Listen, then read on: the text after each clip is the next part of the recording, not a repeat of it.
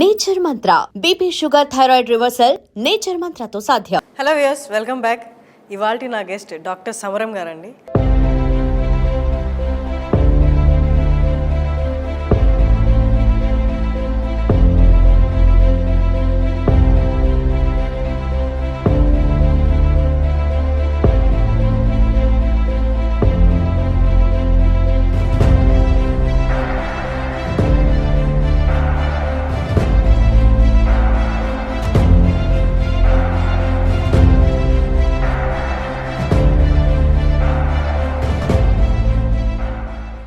సమరం గారి గురించి నేను ప్రత్యేకంగా చెప్పాల్సింది ఏం లేదు. ఆయన అందరికీ తెలిసిన వాళ్ళే. పొద్దున్న లేస్తే మనం యూట్యూబ్లో చూస్తుంటాం, న్యూస్ పేపర్లో చూస్తుంటాం, బుక్స్లో స్వాతి బుక్స్లో చూస్తుంటాం, అండ్ న్యూస్ ఛానల్స్లో కూడా చూస్తాం. అవి కాకుండా సార్కే ప్రత్యేకంగా టెన్స్ ఆఫ్ ఛానల్స్ ఉన్నాయి, 20 ఛానల్స్ దాకా కూడా ఉన్నాయి. సో మన గెస్ట్కి వెల్కమ్ చెప్పేద్దాం. హలో సార్, నమస్తే సార్. సార్, నేను యాక్చువల్లీ మీ గురించి చదివి ప్రిపేర్ అవుతున్నప్పుడు ఇంటర్వ్యూ చేయడానికి మీకు టర్మినాలజీ ఏం యూజ్ చేయాలి, మిమ్మల్ని ఎలా అడ్రస్ చేయాలి అనుకున్నప్పుడు చాలా వరకు గూగుల్లో వికీలో ఉన్న వర్డ్ సెక్సాలజిస్ట్ అని ఉంది సార్. అసలు అది ఆ వర్డ్ యూజ్ చేయొచ్చా సార్?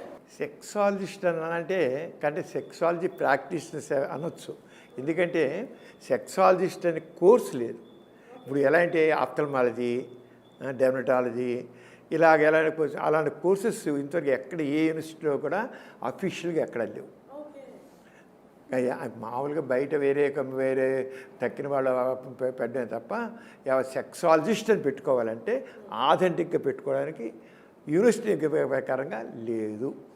కానీ వీళ్ళు పెట్టేసుకున్నారు సెక్సాలజీ ప్రాక్టీస్ చేసేవాడు. అంచేత సెక్షువల్ ప్రాబ్లమ్స్ డీల్ చేసే వ్యక్తి, సెక్షువల్ మెడిసిన్ చేసే వ్యక్తి అని చెప్పుకోవాలన్నమాట. సెక్షువల్ ప్రాబ్లమ్స్ ట్రీట్ చేయడం అనేది. అంతేగాని సెక్సాలజిస్ట్ అంటే చెప్తున్నా కదా, ఆప్థల్మాలజీ వాళ్ళు ఉన్నట్లుగా, లేదా డెర్మటాలజీ ఉన్నట్లుగా, లేదా పిడియాట్రిషియన్ ఉన్నట్లుగా అలాగే ఉండాలి. అలాంటి కోర్సెస్ ఎక్కడా కూడా లేదు. అయితే దానికి సంబంధించిన కోర్సు అది విషయాలు డీల్ చేయడం అనేది కొంతమంది కొద్దిగా దాంట్లో ఎక్కువ నాలెడ్జ్ స్కిల్ డెవలప్ చేసుకుంటారు.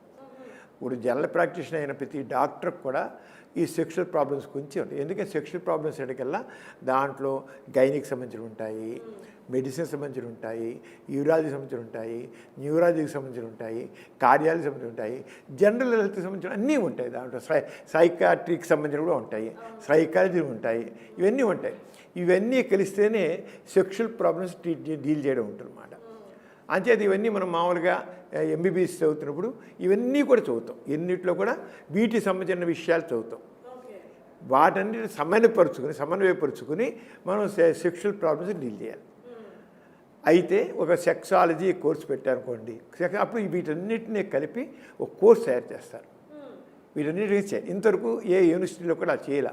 వాళ్ళ ఉద్దేశం అంటే వీళ్ళు ఎనీహో అన్నీ వీళ్ళు చదువుతారు కనుక, ఎంబీబీఎస్ లెవెల్ అని చదువుతారు కనుక ఎనీ సెక్షువల్ ప్రాబ్లం వచ్చేటట్లయితే వాటిని వీటన్నిటిని దృష్టిలో పెట్టుకుని డీల్ చేస్తారు. అంటే సెపరేట్గా ఈ కోర్స్ అవసరం లేదని ఉద్దేశం అయి ఉంటుంది. అంచేత ఏ వైస్ ఛాన్సలరు ఏ హెల్త్ యూనివర్సిటీలోనూ దీనికి సంబంధించిన కోర్సు పెట్టాల. కానీ పెడితే మాత్రం అవసరం, చాలా అవసరం. ఎందుకంటే యూరాలజిస్ట్ అనుకోండి, ఆ యూరాలజీ యాంగిల్లోనే చూస్తాడు సెక్షువల్ ప్రాబ్లం అని. ఒక న్యూరాలజిస్ట్ అనుకోండి, ఆ న్యూరాలజీ యాంగిల్లోనే చూస్తాడు సెక్షువల్ ప్రాబ్లం. ఒక సైకాట్రిస్ట్ అనుకోండి, సైకాట్రిస్ట్ యాంగిల్లోనే చూస్తాడు. ఓ ఫిజిషియన్ యాంగిల్లోనే చూస్తాడు. ఒక గైనకాలజీ యాంగిల్లోనే చూస్తారు. That is not correct. అంచేత సెక్షువల్ ప్రాబ్లమ్ డీల్ చేయాలంటే ఆల్రౌండ్గా వీటన్నిటిని దృష్టిలో పెట్టుకుని చేయాలి. అది అలా చేస్తేనే. అందుకని సెక్షువల్ ప్రాక్టీస్ అనేది ఆ యూరాలజిస్ట్ చూస్తాడులే, జెనిటో యూరినరీ సర్జన్ కనుక చేస్తామంటే అది కరెక్ట్ కాదు. అంటే ఎవరైతే ఆల్రౌండ్గా ప్రతి సమస్యని సెక్షువల్ ప్రాబ్లమ్ని, సెక్షువల్ ప్రాబ్లం అని వీటన్నిటిని, ఈ యాంగిల్స్ అన్నిటిని దృష్టిలో పెట్టి చూస్తారో వాళ్ళు కరెక్ట్గా ట్రీట్ చేస్తారు. వాడు సైకాట్రీ యాంగిల్లో చూడాలి, సైకాలజీ యాంగిల్లో చూడాలి, మెడిసిన్ యాంగిల్లో చూడాలి, అన్ని యాంగిల్స్లో చూడాలి. అన్ని యాంగిల్స్ చూసేప్పుడే కరెక్ట్గా ఆ ప్రాబ్లం డీల్ చేయబడుతుంది అన్నమాట. అంచేత సెక్షువల్ మెడిసిన్ ప్రాక్టీషనర్ అన్నమాట. అంతే, sexual medicine practitioners. Okay sir, మామూలుగా సమరం గారు అంటే మీరు ఎన్నో ట్రీట్మెంట్స్ చేస్తూ ఉంటారు సార్. ఇది ఎవరు చాలా మందికి అవగాహన లేదు. ఈ విజయవాడ దాటితే అసలు ఎవరికి అవగాహన లేదు. సమరం గారు అంటే ఓన్లీ సెక్షువల్ ప్రాబ్లమ్సే డీల్ చేస్తారని అనుకుంటారు. అపోహ ఉంది, చాలా మందికి ఉంది, 99% ఉంది. ఒక్కసారి మీరు డీల్ చేసే మిగతా ప్రాబ్లమ్స్ గురించి కూడా చెప్పండి సార్. నేనేమో ఎంబీబీఎస్ అండి. అప్పుడు రోజుల్లో ఎంబీబీఎస్ అయితేనే ప్రాక్టీస్ సరిపోతుంది. నేను అందుకే నేను deal all the problems, cardiology problem, heart problem deal చేస్తాను, హార్ట్ అటాక్ డీల్ చేస్తాను, న్యూరాలజీ బ్రెయిన్కి సంబంధించి డీల్ చేస్తాను, బీపీలు, షుగర్లు, జనరల్ ప్రాక్టీషనర్ కానీ అన్ని యాంగిల్స్ చూస్తాను. అన్ని రకాల సర్జరీస్ చేస్తాను నేను. సర్జరీస్ సర్జన్ మెడిసిన్ అంటే ఎంబీబీఎస్ అంటే మా రోజుల్లో నేను ఇప్పుడు ప్రాక్టీస్ అయ్యి పాస్ అయ్యి ఇప్పుడు ఎంబీబీఎస్ పాస్ అయ్యి దాదాపు 70 సంవత్సరాల పని అయిపోయింది. పాస్ అయ్యి 70 సంవత్సరాల పని అయింది. మా ప్రాక్టీస్ పెట్టి మా హాస్పిటల్ పెట్టి 73 సంవత్సరాలు పూర్తి అయింది. 73 సంవత్సరాలు అంచేత నేను అంతమంది చేసి ఇప్పుడు నాకు 84 ఇయర్స్. నేను even now I'm very healthy sir. చూస్తే అంచేత నేను మా రోజులు ఏం చెప్పేవాళ్ళంటే మీరు ఏమైనా టీచింగ్ సైడ్ వెళ్ళాలంటే, రీసెర్చ్ సైడ్ వెళ్ళాలంటే పోస్ట్ గ్రాడ్యుయేషన్ చేయండి, లేకపోతే this is sufficient for you to practice.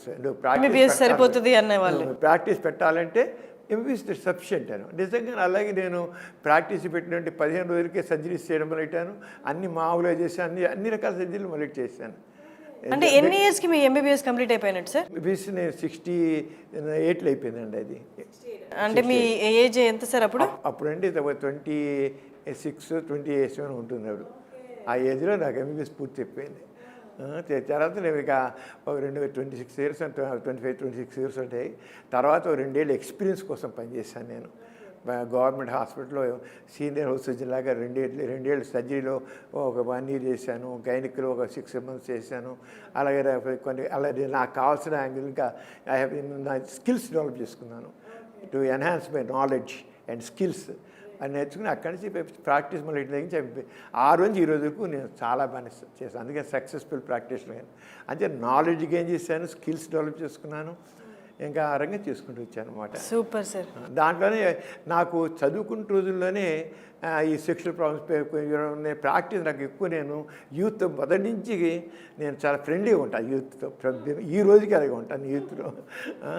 అంటే మా యంగ్ ఫ్రెండ్స్ అంటారు వాళ్ళందరూ కూడాను. వాళ్ళు ఆ రోజుల్లో నేను చాలా క్లోజ్గా ఉండబట్టే ప్రతివాళ్ళు వాళ్ళ సెక్షువల్ ప్రాబ్లమ్స్ చెప్తునేవాళ్ళు. ఇన్నీ కాదు, ఆ రకరకాల ప్రాబ్లమ్స్. మా ప్రొఫెసర్ గారు, మెడిసిన్ ప్రొఫెసర్ కూడా ఒకసారి మేము వచ్చి నేను ఇవాళ లేట్గా వచ్చాను, మా మధ్య క్లినిక్ తీసుకోవాలన్నమాట. మేము క్లాస్ తీసుకొచ్చి నేను ఎందుకు లేట్కి వచ్చాను తెలుసా అని నా దగ్గర ఐఏఎస్ ఆఫీసర్ వచ్చాడు. తాను ఇంకా పెళ్లి చేసుకోలేదు, పెళ్లి చేసుకోవాలనుకుంటున్నాడు, కానీ అతనికి ఏమో వీర్యం పోతుందట. రాత్రిపూట వీర్యం పోతుంటే నేను పెళ్ళికి ఫిట్ అవునా కాదా అని అడిగాడు. అంతేకాకుండా నేనేమో హస్తప్రయోగం చేస్తాను, నేనే వీక్ అయిపోతానా, నేను పనికొస్తానా లేదని అడిగాడు. ఓకే అని అతను ఐఏఎస్ అయ్యాడు, కానీ అతనికి బేసిక్ తన గురించి నాలెడ్జ్ లేదు. తన గురించి వీర్యంకి ఏం విలువ లేదు.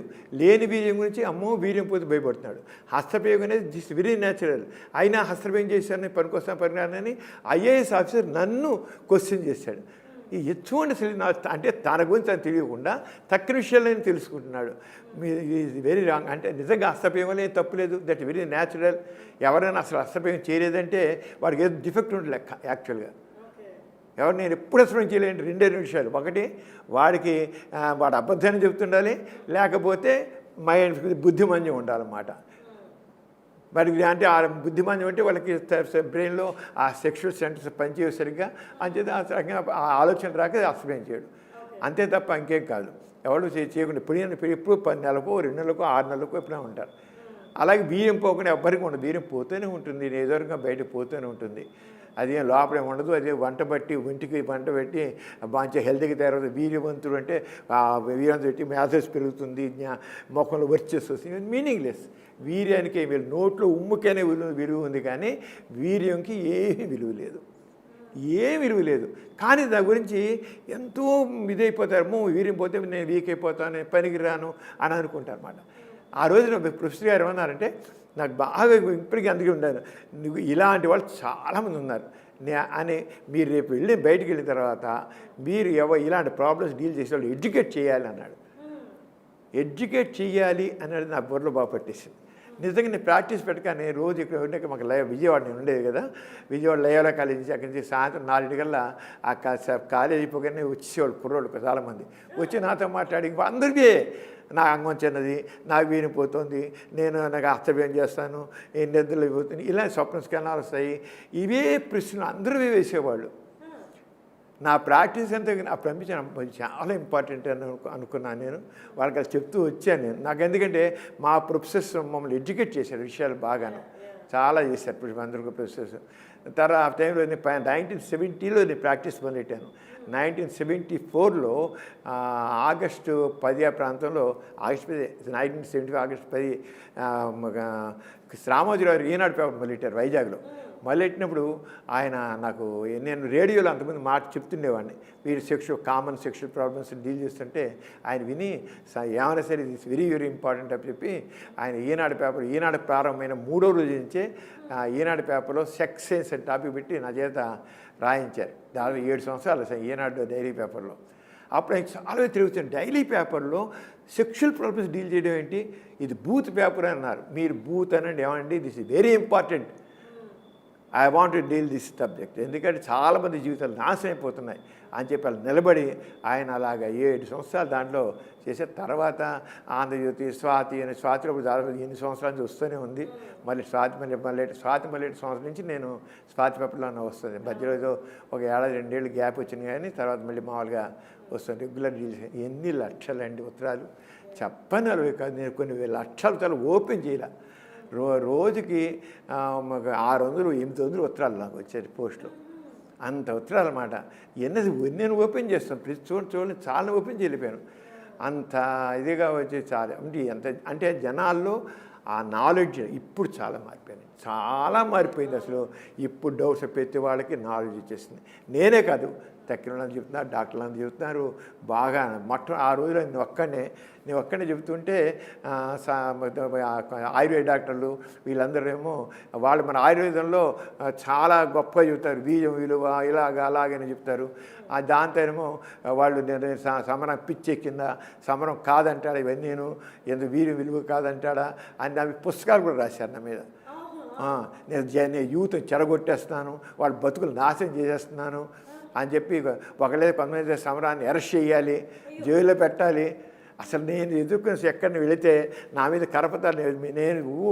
నేను జూనియర్ చిన్న పిల్లల నుంచి ఎలిమెంటరీ స్కూల్ నుంచి యూనివర్సిటీ వెళ్ళాక కొన్ని వందల స్కూల్స్లో, కాలేజీలో, యూనివర్సిటీలో నేను గురించి మాట్లాడాను. ఉద్యమంగానే చేశాను, పేపర్లో రాయడం కాకుండా. చేసిన కొన్ని చోట్ల మీటింగ్ పెడుతుంటే వచ్చి కరపత్రాలు వేసి సమరం చెప్పేదంతా బూతు వినకండి, సమరాన్ని అరెస్ట్ చేయాలి అని కరపత్రాలు పెంచుకునేవాళ్ళు.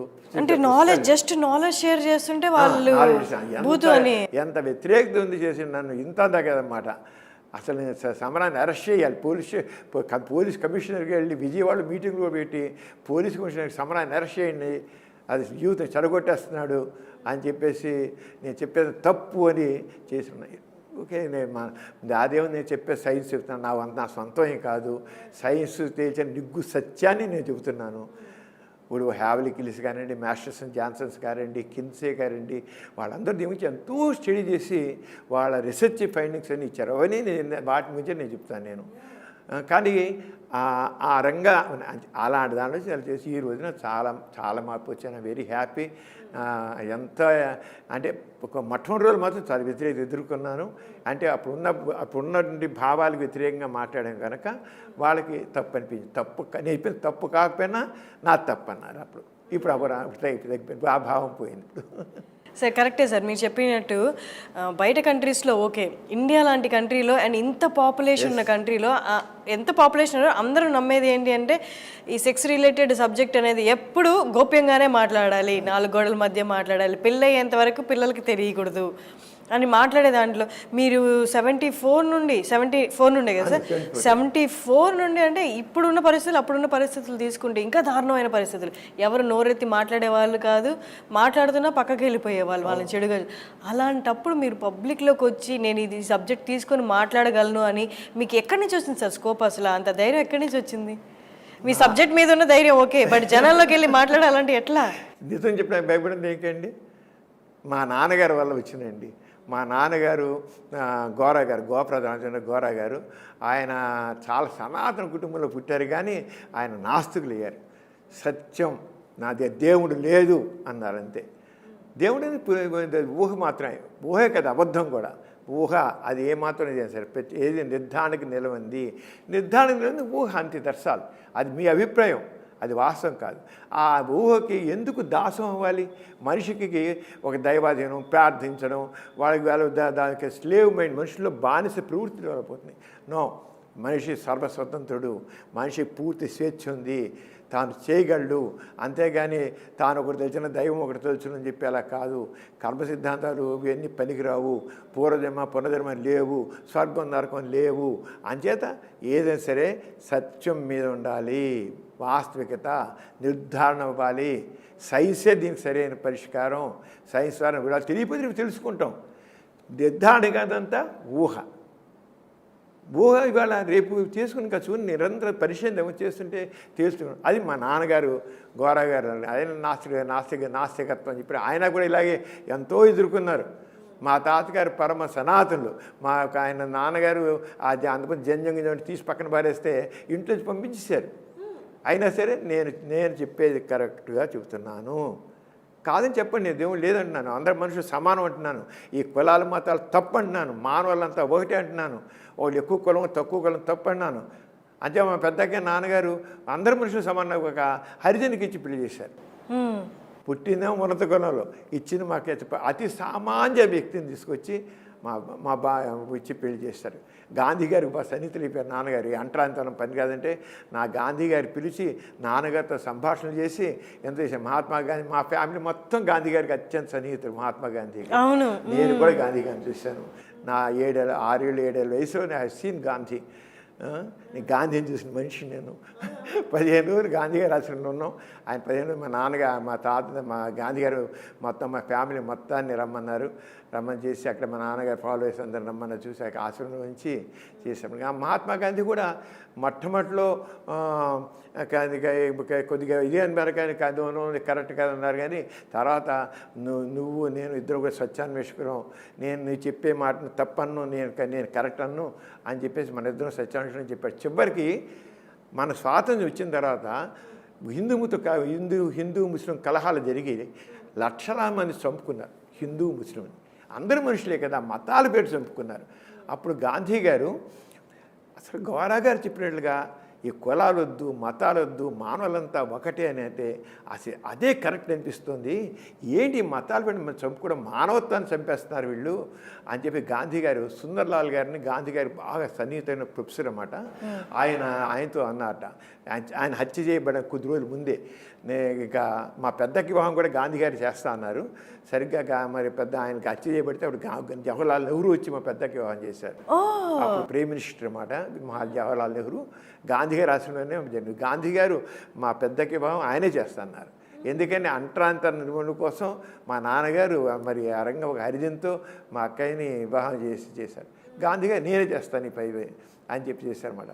అప్పుడు గాంధీ గారు బతుకుంటే ఖచ్చితంగా కొంతకాలానికి నాస్తికత్వమే మానవత్వానికి సరైనది ఇది అని మార్గం అని చెప్పి ఉండేవాడు ఖచ్చితంగా. ఎందుకంటే సుందర్లాల్ ఆ పెళ్ళికి వచ్చాడు జవహర్లాల్ నెహ్రూ అందరి ముందు కూడా ఇలాగ గాంధీ అన్నాడు, ఏమని ఈ కులాలు మతాలు పనికిరావు, గోరా చెప్పే దాంట్లో అందరూ మానవులు ఒకటే, ఈ కులరహిత మతరహిత సమాజం కాలనాడు గోరా. ఆ రకంగా నిజంగా అలాగే అందరూ నాస్తికులు అయిపోతేనే అందరూ ఇవన్నీ పోతాయి, గొడవలని సంపూర్ణాలు ఉండవు, ఈ మానవం ఉండదు అని నాకు ఎందుకు అదే నచ్చుతుంది, నాస్తికత్వం నచ్చుతుంది అని అన్నట్టు సుందరాల్. ఆయన వచ్చే ఆ పెళ్లి సందర్భంలో ఆయన చెప్పాడు గాంధీ ఇలా అన్నాడని. అంటే అప్పుడు గాంధీ హత్య చేయబడ్డా అనుకోండి, లేదా ఈ పెళ్ళి గాంధీ గారు చేసి అప్పుడు చెప్పుండేవాడు, ఖచ్చితంగా గాంధీ చెప్పుండేవాడు. అయితే గాంధీ తన మాట్లాడిన భాషలన్నింటిలోనూ ఒక ఆస్తిక భాషలో మాట్లాడాడు కనుక చివరి గాంధీని తీసుకెళ్ళిపోయి మళ్ళీ వెనక పారేశారు అనుకోండి. కానీ గాంధీ వరకు విప్లవవాది, ఎప్పటికప్పుడు మారుతూ అందుకని గాంధీ ఏం చెప్పాడంటే, నేను ఇదివరకు ఏం చెప్పానో కాదు ముఖ్యం, ఈ రోజు నేను ఏం చెప్తానో అది తీసుకోండి అనేవాడు. నేను ఒకనొకప్పుడు వేరే అన్నది ఆయన మొట్టమొదటి దేవుడే సత్యం అన్నాడు. దేవుడే సత్యం అన్నవాడు సత్యమే దేవుడని మార్చాడు. సత్యాన్ని దేవుడు అన్నాడు. చివరికి అలా కాదు చెప్పి సత్యం సాక్షిగా అనే దేవుని ప్రసంగం. మా అక్కయ్య పెళ్లి చేసేవాడు నాన్నగారు ఒప్పుకోలే, మీరు చేయడానికి వీల్లేదు, మీరు దైవ సాక్షిగా అంటారు అని అంటే, నో నో నో, అసలు దేవుని మాట ఎత్తను, నేను సత్య సాక్షిగా అని అంటాను అంతే. అంతేగాని దేవుని పేరు ఎత్తున్నాడు అంటే ఎంత మార్పు చూసారా? అంటే నిజంగా అంటే ఇప్పుడున్న సమస్యలన్నిటికీ సరైన పరిష్కారం నాస్తికత్వం. అంటే అందరు మనుషులు ఒకటే, మానవులంతా ఒకటే, కులాలు మతాలు పనికిరావు, ఈ అంతరాలు పనికిరావు, వ్యత్యాసాలు పనికిరావు, అందరూ చక్కగా ఉండాలి, అందరూ సమానం జరుగుతుంది. అది దేవుడే భావం దైవభావం అనేది అఫ్కోర్స్ ఎవరి విశ్వాసం ఉంటే ఉండొచ్చు, కానీ మనిషి స్వశక్తి మీద విశ్వాసాన్ని పెంచుకోవాలి. నేను సర్వస్వతంత్రుడిని, నేను ఏదనుకోని చేయగలను, నేను చేయగలను, నేను ఈ అసమానతలు ఉన్నాయి, అసమానత నేను నిర్మించగలను. అంతేగాని వాడు అలా పుట్టాడు ఇలా పుట్టాడు దేవుడు అలా పుట్టాడు, నా దేవుడు పుట్టించాక నేను రిచ్ పిల్లని, వాడు దేవుడు అలా ఉన్నాడు, పేదవాడిగా ఉన్నాడు, అలా కాదు. పేదవాడికి వెళ్ళిపోయాడు, నా కర్మ, నా దురదృష్టం, ఏం చేద్దాం దేవుడు ఇచ్చా అని పడి ఉంటున్నాడు. అందుకని ఈ ఆర్థిక అసమానతలు, ఈ సాంఘిక అసమానతలు ఇవన్నీ ఉన్నాయి. ఎప్పుడైతే ఇవన్నీ దేవుడు లేదని చెప్పి కర్మ సిద్ధాంతం తీసిపరిచి వాడు పూర్వజన్మ పోతాయో అప్పుడు ఈ సమాజంలో అసమానతలు పోతాయి. అందుకని గోరా గారు చెప్పిన నిజంగా మన కోయిల కులాంతర మతాంతర సమాజం రావాలి, ఆ వచ్చినవి చేయవచ్చు. చాలామంది సమరం గారిని వ్యంగ్యంగా కూడా మాట్లాడతారు. ఆ వ్యంగ్యం అంతా వ్యంగ్యంగా మాట్లాడతారని మీకు కూడా తెలిసి నేను ఇక్కడికి వచ్చేటప్పుడు కూడా అనుకున్నాను అనమాట, నేను ఎట్లా మాట్లాడాలి, మీతో ఏం మాట్లాడాలి అని. ఇక్కడికి వచ్చాక ఆ వ్యంగ్యం ఇదంతా మీతో మాట్లాడుతున్నప్పుడు నా మైండ్లో నుంచి కంప్లీట్గా క్లియర్ అయిపోయింది సార్. అంటే మీరు చూసిన లైఫ్ కానీ, మీరు కలిసిన వ్యక్తులు కానీ, మీకున్న భావాలు కానీ, ఆ రెవల్యూషనరీ థాట్స్ కానీ, ఆ మోటివేషనల్ స్పీకింగ్ కానీ, ఇవన్నీ బియాండ్ సబ్జెక్ట్ ఇదంతా. అంటే ఇట్స్ లైక్ నా లోపల ఉన్న డౌట్స్ అన్నీ కూడా క్లియర్ అవుతున్నట్టు అట్లా అంత మోటివేషనల్గా ఉన్నాయి మీ మాటలని. మీరు అందరూ మిమ్మల్ని ఒక సబ్జెక్ట్కే పరిమితం చేసి మాట్లాడుతున్నారు, మీ మీద అవగాహన లేని వాళ్ళు. But you are beyond that subject sir. And మీ గురించి నేను అడుగుతున్నప్పుడు, మీ గురించి స్టడీ చేస్తున్నప్పుడు, మిమ్మల్ని ఇంటర్వ్యూ చేయడానికి ఎక్కువ మంది విజయవాడలో వాళ్ళతో మాట్లాడినప్పుడు మీ గురించి కంటే ఇప్పుడు దాకా మీరు మాట్లాడినట్టు మీ నాన్నగారు గోరా గారి గురించి, ఆయన భావాల గురించి, ఆయన స్థాపించిన కొన్ని లవర్స్ సొసైటీ అని ఒకటి, అండ్ ఆయన నాస్తికత్వాన్ని గురించి, ఆయన సమానత్వాన్ని గురించి చాలా చెప్పారు సార్. అండ్ అవి మీరు ఎలా ఫాలో అవుతున్నారు, మీ లైఫ్లో ఎలా ఫాలో అవుతున్నారు, ఇవన్నీ చెప్పుకుంటూ వచ్చారు సార్. సార్ ఈ నాన్నగారి గురించి వెళ్ళే ముందు మీ గురించి ఇది అడగాలి సార్ నేను. ఏంటంటే మీ పేరు సమరం, మీ ఇంకొక అన్నగారి పేరు లవణం, ఇంకొక అన్నగారి పేరు విజయం, అక్కగారి పేరు విద్య, ఇంకొక అక్కగారి పేరు సార్ మైత్రి. ఏంటి సార్ ఇది సమరం, లవణం, విజయం, ఏంటిది పేర్లు? మా నాన్నగారు ఏం చేశారంటే, ఈ కులాలు మతాలు వద్దన్నాం కనుక పేరులో ఎక్కడ కూడా ఏ కులం మతం ఉండకూడదు అనుకున్నారు. అందుకని నాన్నగారి మా ఇంటి పేరు గోపరాజు, రామచంద్ర ఆయన పేరు రామచంద్రరావు. నాన్నగారు ఏం చేసిన కులం గోపరాజు రామచంద్ర గోరా అని మార్చేసుకున్నారు. గోపరాజులో గోరా అని రాశారు, గోవరా అని చేసుకున్నారు, రిజిస్టర్ చేసేసుకున్నారు. నా పేరుని పూర్తి గోపరాజు అనే పేరుని గోరా అని మార్చేసుకున్నారు, రిజిస్టర్ అయిపోయింది, అలా చేసేసుకున్నారు. ఈ గెజిట్లో గోరా అంటుంది, చేంజ్ నేమ్, అది గోరా అనేసి వచ్చాము. అక్కడి నుంచి నాన్నగారు ఏం చేశారంటే, నాన్నగారు బాటనీ ప్రొఫెసర్ ఉండేవారు. ఆయన కొలంబోలో ఉండగా మా పెద్దకి పుట్టింది. పెద్దకి పుట్టితే అప్పుడు అందరూ కలిసి పెద్దకి మనోరమ అని పేరు పెట్టారు. వాళ్ళ స్నేహితులు పెట్టారు, ఆ పెద్దకి పేరు మనోహరం పెట్టారు. కానీ నాన్నగారికి నాస్తికత్వం సంబంధించిన భావాలు మరింత బలీయంగా తయారయ్యాయి. నో, మా పిల్లలకి ఎవరికి నేను ఆ రకమైన పేర్లు పెట్టను, నా పేరు మార్చేసుకున్నాను, గజ్జేసి పెట్టను అని చెప్పి అక్కడి నుంచి నెక్స్ట్ మా అన్నయ్య నా లవణం అని పేరు పెట్టారు. లవణ గాంధీ గారి ఉప్పు సత్యాగ్రహం 1930 ఉప్పు సత్యం దండి లవణం అంటే ఉప్పు. ఇప్పుడు దండి మార్చి సత్యం జరిగింది, ఉప్పు సత్యం ఉప్పు తయారు చేయడం ఉండేది అన్నమాట. చేత ఉప్పు అంటే బ్రిటిష్ వాళ్ళు ఏం చేసేవాళ్ళు, వాడు ఉప్పు ఇక్కడ కాకుండా ఇంగ్లాండ్ నుంచి ఉప్పు వేసుకొచ్చి ఆ ఉప్పు అమ్మేవాళ్ళు మనం కొనుక్కోవాలి. మనకి ఇప్పుడు కావాల్సిన సముద్రం ఉంటే వాళ్ళ ఉప్పు అని అక్కడి నుంచి ఉప్పు వేసుకొచ్చి మన దగ్గర సంపద దోచుకుని వెళ్ళిపోయేవాడు. ఖాళీగా రాకుండా ఆ ఉప్పు వేసుకొచ్చేవాళ్ళు.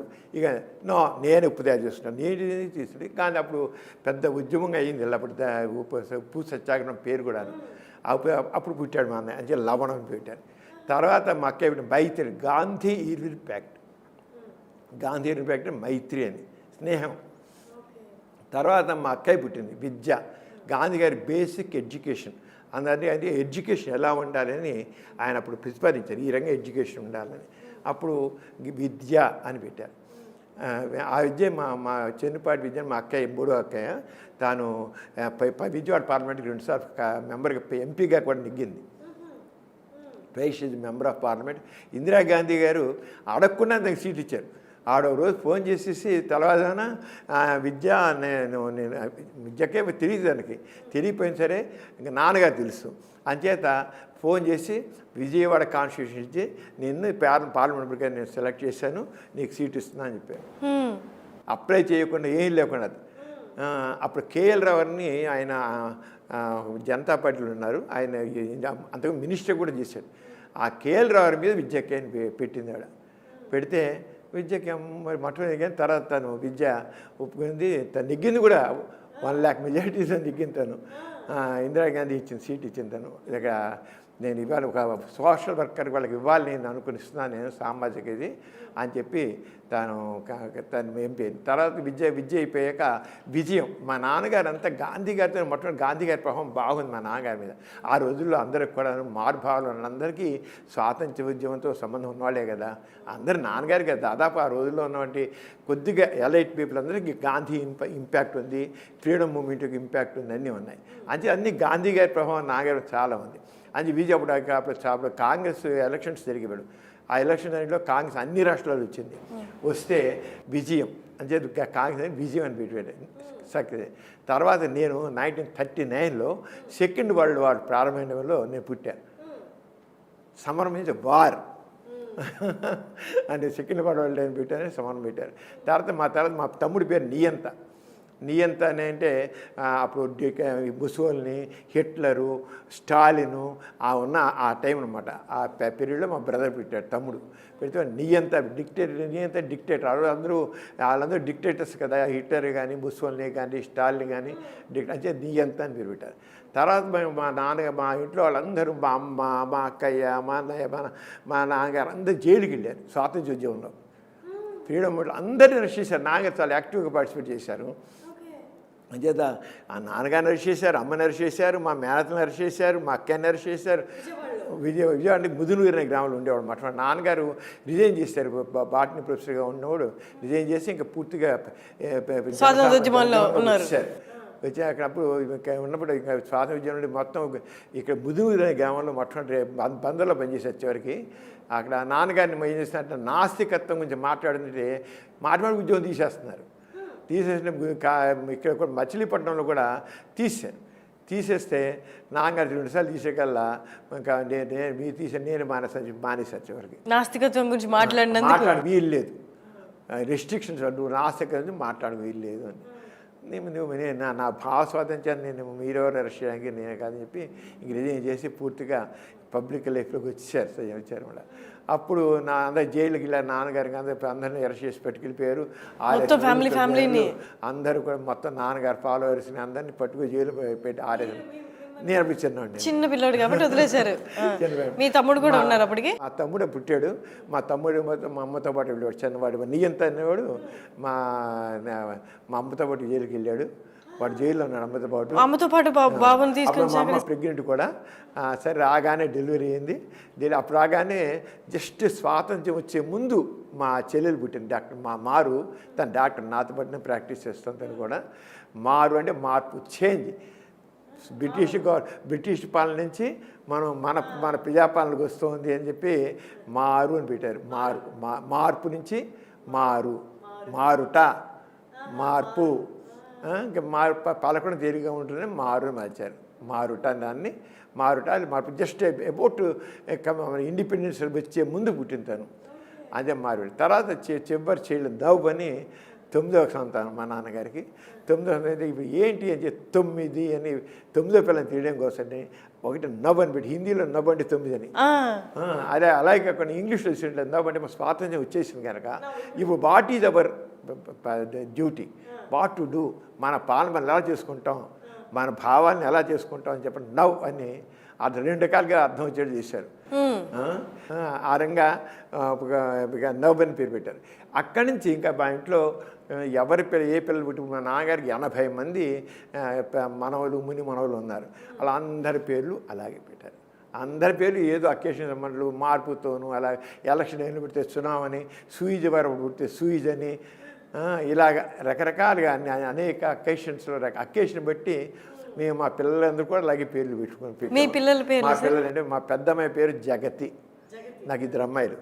పెద్దమ్మ పేరు తను జనరల్ సర్జను, తను డాక్టర్, తను కూడా మా పెద్దమ్మాయి కూడా డాక్టర్ జనరల్ సర్జను. తనేమో జగతి అంటే మా నాన్నగారు వరల్డ్ టూర్కి వెళ్ళారు ఎథిజం మీద, వరల్డ్ మొత్తం దాదాపు అన్ని కంట్రీలు తిరిగారు నాన్నగారు. అప్పుడు పుట్టిన జగతి, నాన్నగారు వరల్డ్ టూర్కి వెళ్ళారు కనుక జగతి అని పెట్టాం. జగత్ అని చూడడానికి. అలాగే 2వ అమ్మాయి పేరు రజిత. రజిత అంటే మన ఇండిపెండెన్స్ సంబంధించిన సిల్వర్ జూబ్లీ కూడా పుట్టింది రైతోత్సవం అప్పుడు, సరిగ్గా ఆశ్వాసం పుట్టింది. అంచేత మన భారత స్వాతంత్ర్యోద్యమం సంబంధించిన రైతోత్సవం, మన స్వాతంత్రం వచ్చిన తర్వాత రైతు కనుక రజిత అని పేరు పెట్టాను నేను, జస్ట్ అకేషన్ బట్టి. అంతే ఒక అకేషన్ బట్టి అలా చేసుకుంటూ వచ్చామంటే మొత్తం అందరి పేర్లు అలాగే ఒక్కొక్క అకేషన్ సంబంధించిన ఉంటాయి మొత్తం ప్రతి. సార్ మీరు 1939 ఆ టైంలో సెకండ్ వరల్డ్ వార్, మీరు అంటే అక్కడ మీకు ఎట్లా న్యూస్ వచ్చేదే సార్, ఎట్లుంది పరిస్థితి, వార్ ఎట్లుంది, వాతావరణం ఎట్లుండే సార్ అప్పుడు ఇండియాలో? నేను 39లో పుట్టాను, నేను చిన్నవాడే కదా, నాకు నాలెడ్జ్ ఎంత దగ్గర రావడానికి మాత్రం నేను ప్రజలు పెడితే నేను దాదాపు 40 ఇయర్స్లో నేను కాస్త నాలెడ్జ్ కొద్ది పెద్ద అయ్యాను. గాంధీ గారు పోయే టైంకి మనకి అటు 47 కానీ గాంధీ గారు మన 48లో పోయారు గాంధీ గారు. అప్పటికి నేను బాగానే నాలెడ్జ్ వచ్చేసింది. అప్పుడు గాంధీ 1930 40 అనుకోండి, 48 గాంధీ గారు. అప్పుడు 8 ఇయర్స్ 9 ఇయర్స్ నాకు 9 ఇయర్స్. ఆ టైం మాత్రం నా నాలెడ్జ్ అప్పుడు మాత్రం అండి యాక్చువల్ చెప్పాలంటే నేను చాలా చూశాను. బ్రిటిష్ పాలన కూడా కొంచెం చూశాను. మనకు స్వాతంత్ర్యం చూసాను. అప్పుడు ఎంతో దారిద్ర్యం ఉండేది, అసమానతలు ఉండేవి. ఎంత అసమానతలు అంటే ఒక హరిజన్ ఉన్నానుకోండి, వాడు మన మామూలుగా జనం అందరూ ఉండే ఊళ్ళోకి రావాలంటే వాడు ఎంతో వంగి నడవాల్సి వచ్చేది. ఇప్పుడు అవి అగ్రహారాలు ఉండేవి, అగ్రహారాలు ఆ బ్రాహ్మిన్స్ సపరేట్గా ఒక ఇల్లు సముదాయం ఉండేది. అక్కడ ఏమైనా హరిజన్ వెళ్ళలేడు. అసలు హరిజన్ వెళ్ళాలంటే వాడు చెప్పులు తీసుకుని నెత్తిని పెట్టుకుని వంగి నడుచుకుంటూ వెళ్ళాలి. అగ్గాడు మంచినీళ్ళ బావులు అగ్ర కులస్తులకి వేరే మంచినీళ్ళ బావి, మామూలు వాళ్ళకి వీళ్ళకి వేరే మంచినీళ్ళ బావి. మంచినీళ్ళు కూడా బావులు కూడా వేరే. అప్పుడు ఇవి కొళాయిలు ఇవన్నీ ఎక్కడున్నాయి లేవు. అంటే మా అయితే కొట్టుకునే పంపు ఉండేవి కానీ కొళాయిలు ఏం లేవు కదా.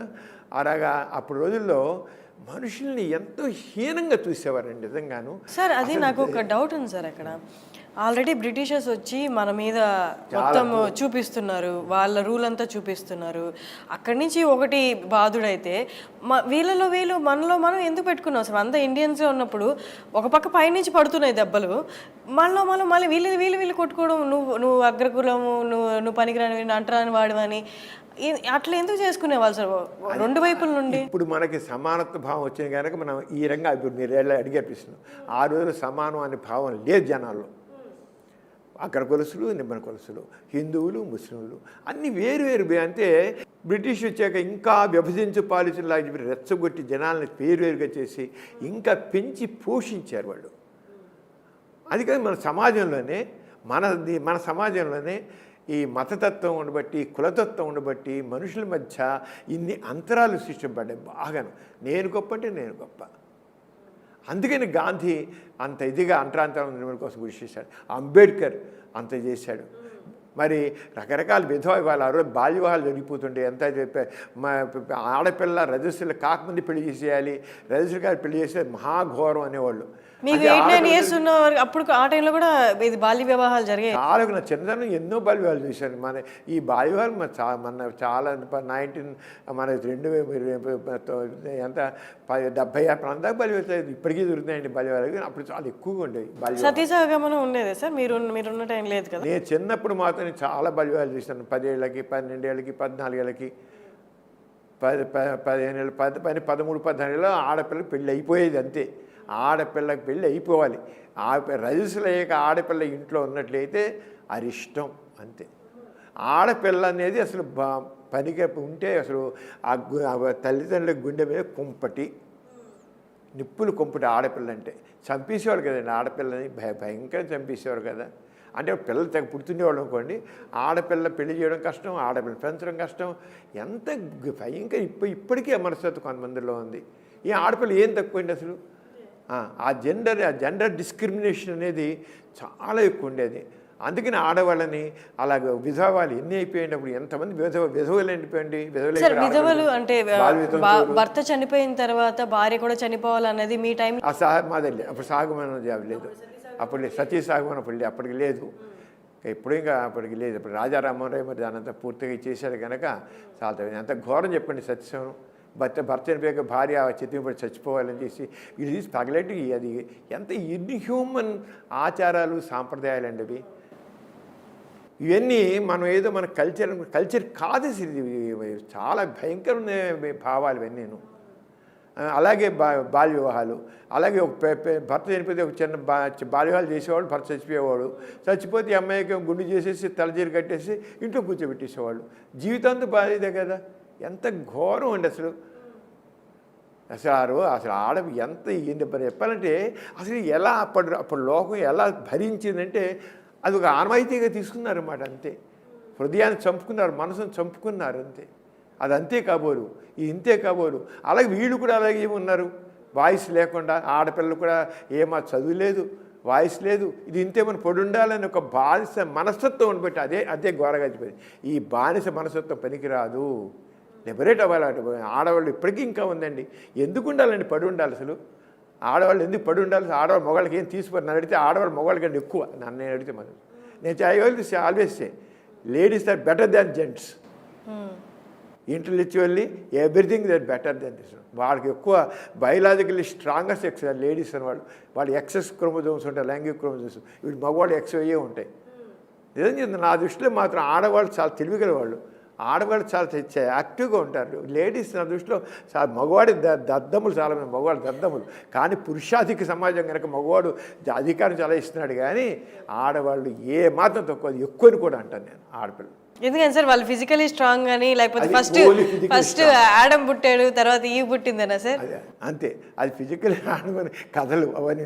ఆ కథలు పెట్టుకుని మనం అయిపోతామా, కథలు పెట్టేస్తాను అది అవన్నీ నేను నో. అసలు ఎట్టి పరిస్థితుల్లో కూడా జెండర్ డిస్క్రిమినేషన్ పనికి రాదు.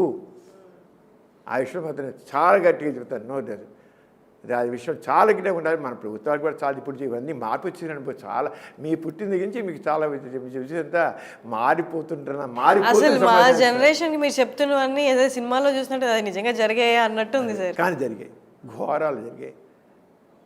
అన్నీ కామన్. బాల వితంతులు ఏంటండి, గుండు చేసి కూర్చోవడం ఏంటండి, ఏంటి వాడేసి ఇవన్నీ. అందుకనే మనం పాతను గుర్తించాలి, మార్పిస్తాలి. మనం ఇంకా సమానత్వం వెళ్ళాలి, తీరాలి. అప్పుడే మానవత్వం. ఇప్పటికీ ఇంకా కులాలు ఇప్పుడు వర్ణాంతవం చేసుకుంటే చంపేసేవాళ్ళు ఉన్నారు కదా ఇప్పుడు కూడా. ఇప్పటికీ ఎవరైనా కులాంతరం మనం చూసాం. ఒక అమ్మాయి ఒక హరిజన్ పెళ్లి చేసుకుంటే ఆ సొంత తండ్రి అల్లుడిని చంపేస్తారు కదా. అలా ఒక అతను ఒక హిందూ ముస్లిం పెళ్ళిళ్ళు చేసుకుంటే ఆ సొంత బ్రదరే తన బావని చంపేశాడు కదా. ఇలా ఎన్ని జరుగుతున్నాయి చూడండి. తన తండ్రే చంపేసే తన కూతురిని చంపేసే మనం ఎన్ని చూస్తున్నాం. ప్రేమించి పెళ్లి చేసుకోండి. ప్రేమ అనేది అది చెప్పి వచ్చేది కాదు, సడన్గా అది ఆటోమేటిక్గా లవ్ ఈజ్ బ్లైండ్ అన్నట్టుగానే వస్తుంది. అది అంతే. లవ్ కలగడం అనేది అది ఆటోమేటిక్గా వస్తుంది, చెప్పి చేసేది. ఇవి ఎవరైనా ప్రేమించిన భయం ఏమి మన కులం కానీ కులాన్ని ఇప్పుడు ప్రేమించాలంటే ఇది మన కొలెస్ట్రాల్ ఉన్నా కాదా అని చూసి ప్రేమించడం. అది ప్రేమ ఎందుకు అవుతుంది? పరిచయం అవుతుంది అంతే దర్శనం. అంటే పరిచయం అవుతుంది కదా, ప్రేమ ఎందుకు అవుతుంది? ప్రేమ అవుతుంది. అసలు ఎంత భయంకర ఈవెంట్ నా ఇప్పటికీ ఎన్ని వివాహాలు దొరుకుతాయి చెప్పండి, వర్ణాంతర వివాహాలు, మతాంతర వివాహాలు, వెరీ లెస్. ఎంత మేరకు కులాంతర వివాహాలు, మతాంతర వివాహాలు ప్రమాదాలు జరుగుతాయో అంత మేరకు సమాజంలో సమానత్వం వస్తుంది. ఇలాగే ఉంటే మాత్రం సమానత్వం రాదు. అంచేత ప్రేమ వివాహాలని తప్పకుండా ఎంకరేజ్ చేయాలి. రక్షణ వాళ్ళకి ప్రభుత్వ తప్పకుండా రక్షణ వాళ్ళకి సపోర్ట్ చేయాలి, ప్రభుత్వం సపోర్ట్ చేయాలి, సంఘం సపోర్ట్ చేయాలి. అలాగే అప్పుడే సమాజం, లేకపోతే మాటల వరకు ఉంటుంది సమాజం అంతా.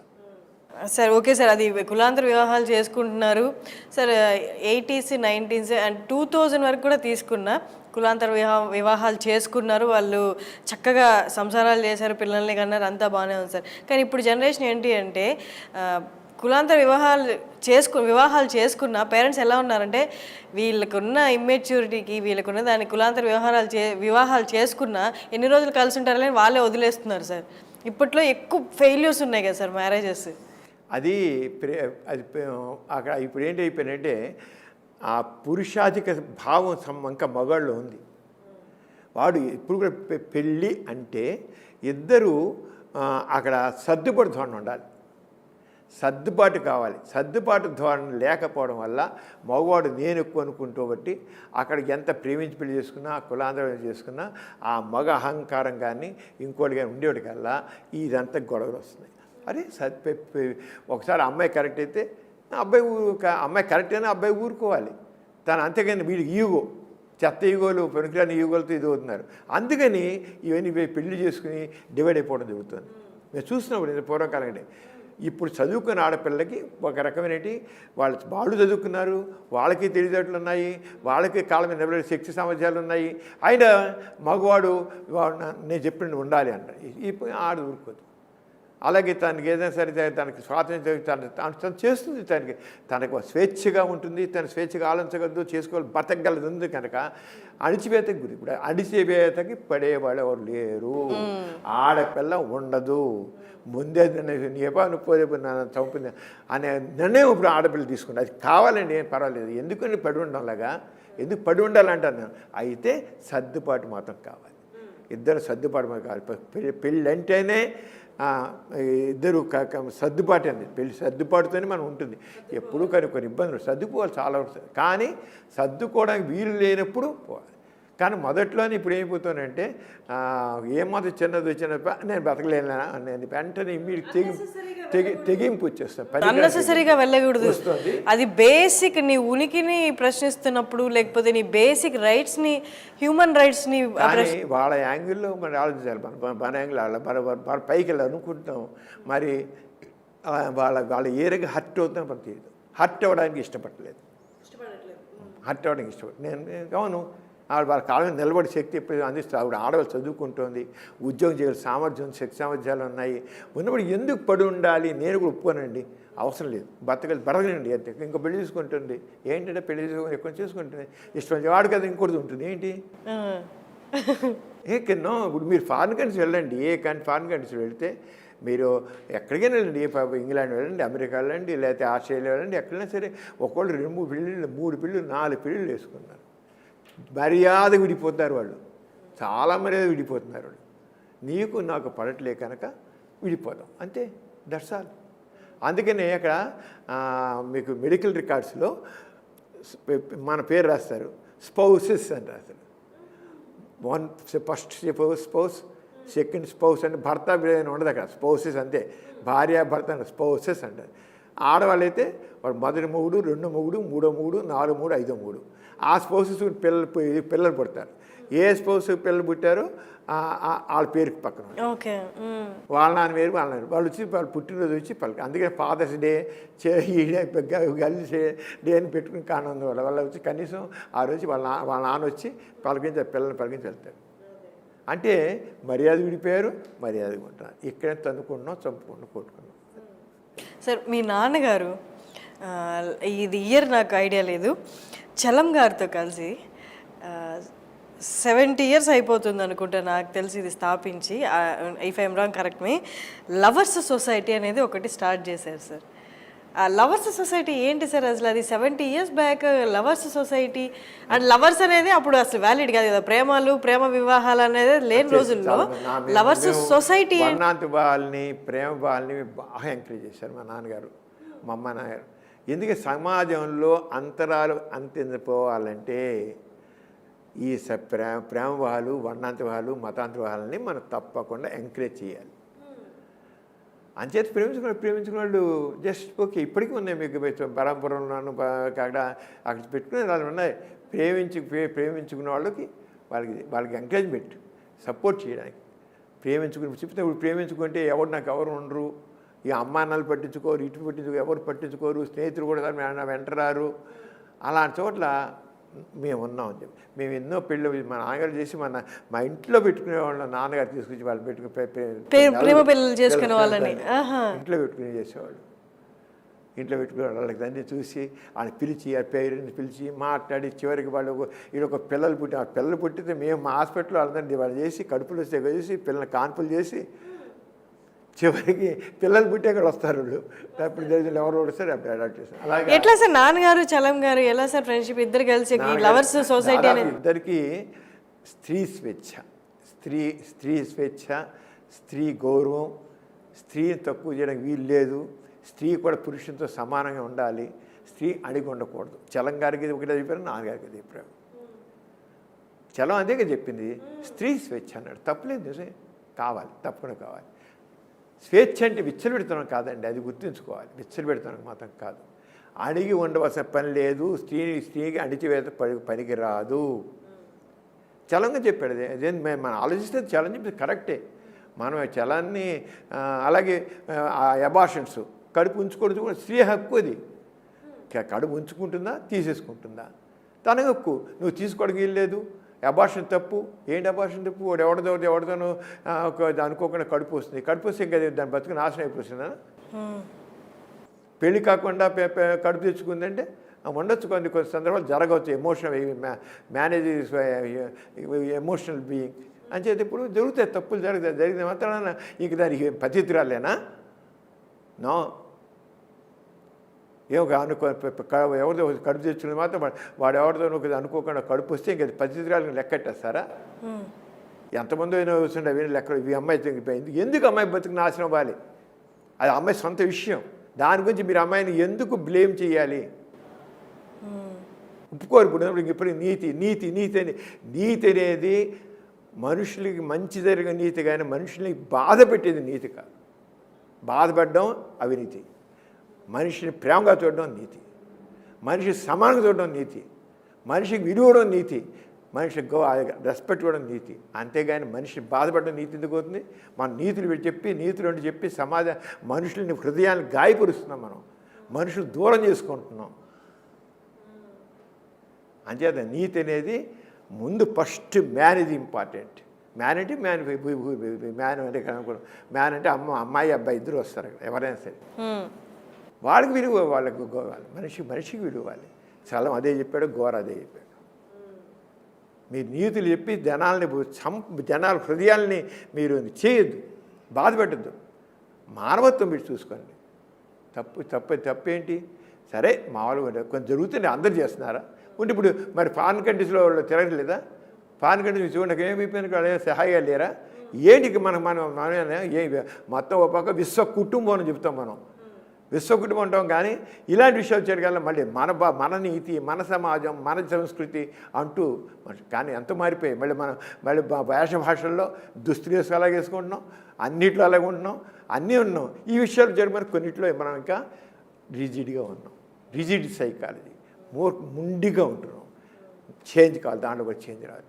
ఫారిన్ కంట్రీస్ ఎంతమంది ఉన్నారు? నేను జర్మనీ వెళ్ళాను. జర్మనీ వెళితే జర్మనీలో పెళ్లి చేసుకునే వాళ్ళు మొత్తం జనాభాలో 30% ఉన్నారు. 70% లివింగ్ టుగెదర్, అంతే దర్శాలు. 30% పెళ్లి చేస్తున్నారు. ఆ 30%లో జీవితాంతం మిగిలిన వాళ్ళు ఎంతమంది తెలుసా? మళ్ళీ 30%. But they are very happy. వీళ్ళు హ్యాపీగా లేరా?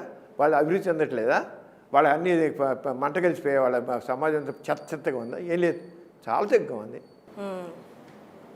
మనం అనుకుంటున్నామండి, మన బ్యాక్గ్రౌండ్లో మనం ఈ పనికి రానిటి బూజు పట్టి కాలం చెల్లిన ఛాందస భావాలతో మనం ఆ బ్యాక్గ్రౌండ్లో మనం ఈ చెత్త అంతా ఆలోచిస్తున్నాం.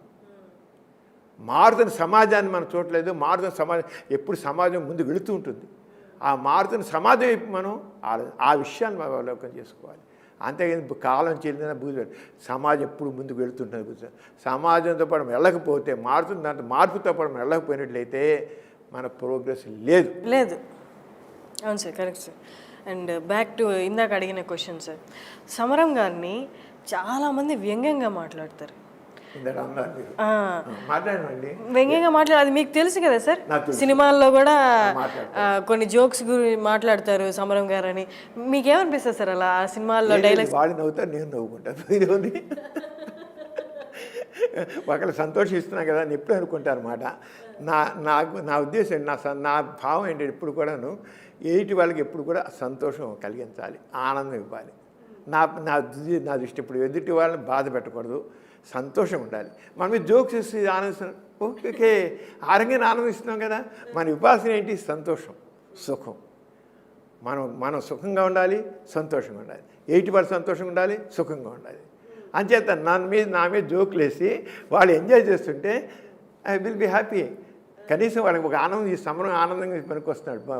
ఆ పాటి మీద సమరం బొప్పునవచ్చు, లేదా ఇంకోటి పోవచ్చు. అక్కడ అంతా ఫ్రెండ్లీగానే ఉంటాయి కదా. నేను ఎందుకు నాతో నా ఫ్రెండ్స్ కూడా మా వాళ్ళు నన్ను పెట్టుకుని చాలా జోకులు వేస్తుంటారు. పెట్టుకుని మీకే ఫార్వర్డ్ చేస్తారు.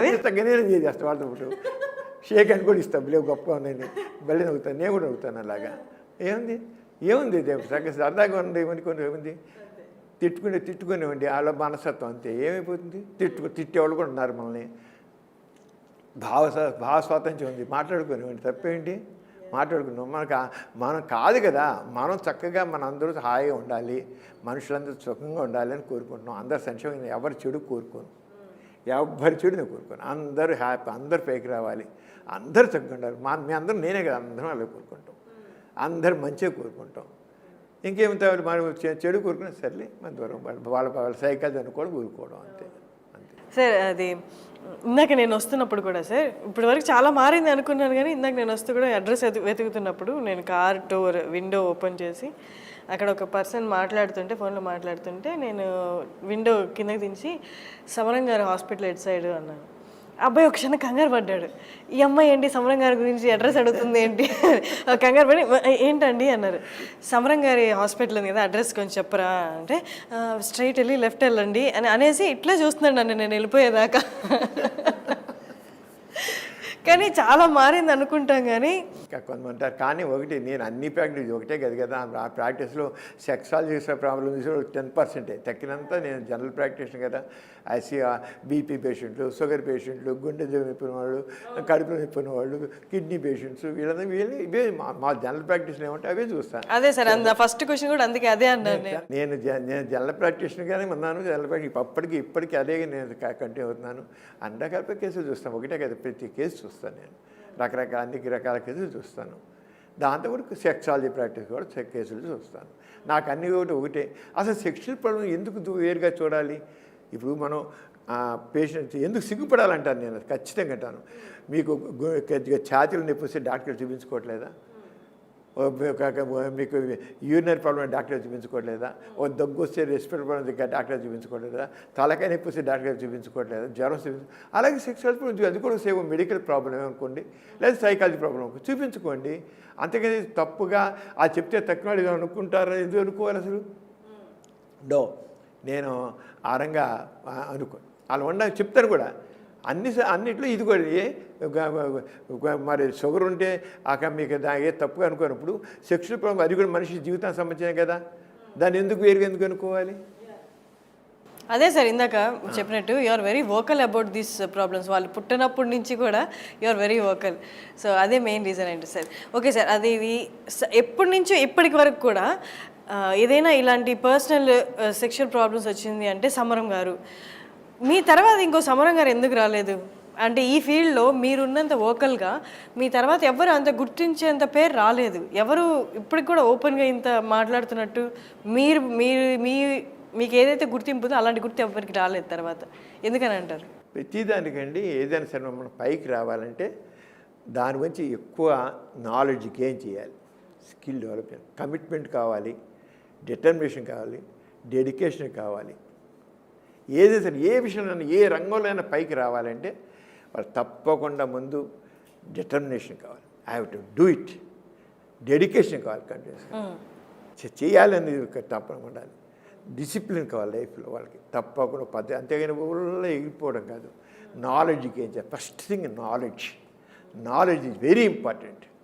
మనం నిరంతరం మనం దాన్ని డెవలప్ చేసుకుంటూ ఉండాలి. నేను అలా ఎప్పుడు ఇప్పటికీ ఈవెన్ నౌ అది రాత్రిపూట కనీసం పడుకునే ముందు 1 గంట సేపైనా సరే నేను పడుకుని, నేను రాత్రి పడుకుని సార్ లేట్ అయిపోయింది, డేట్ మారాల్సింది పడుకునేవాడికల్లా, మరి 5 లేచిపోతాను. నేను నిద్రవేసాను తక్కువ, ఎందుకంటే రోజంతా హాస్పిటల్ వరకు ఉంటుంది. నేను రకరకాల యాక్టివిటీలు ఉంటాను.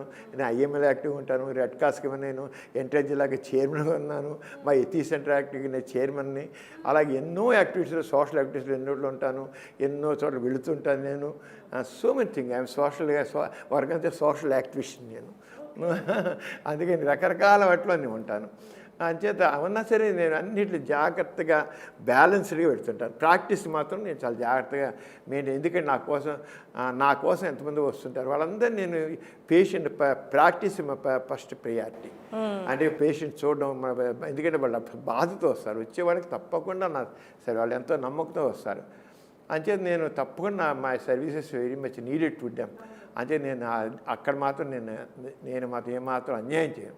వాళ్ళ పేషెంట్ జాగ్రత్త చూసి పంపిస్తాను. చాలా కన్సిడరేటివ్గా ఉంటాను. నేను ప్రాక్టీస్ చేసేది not for money, for service.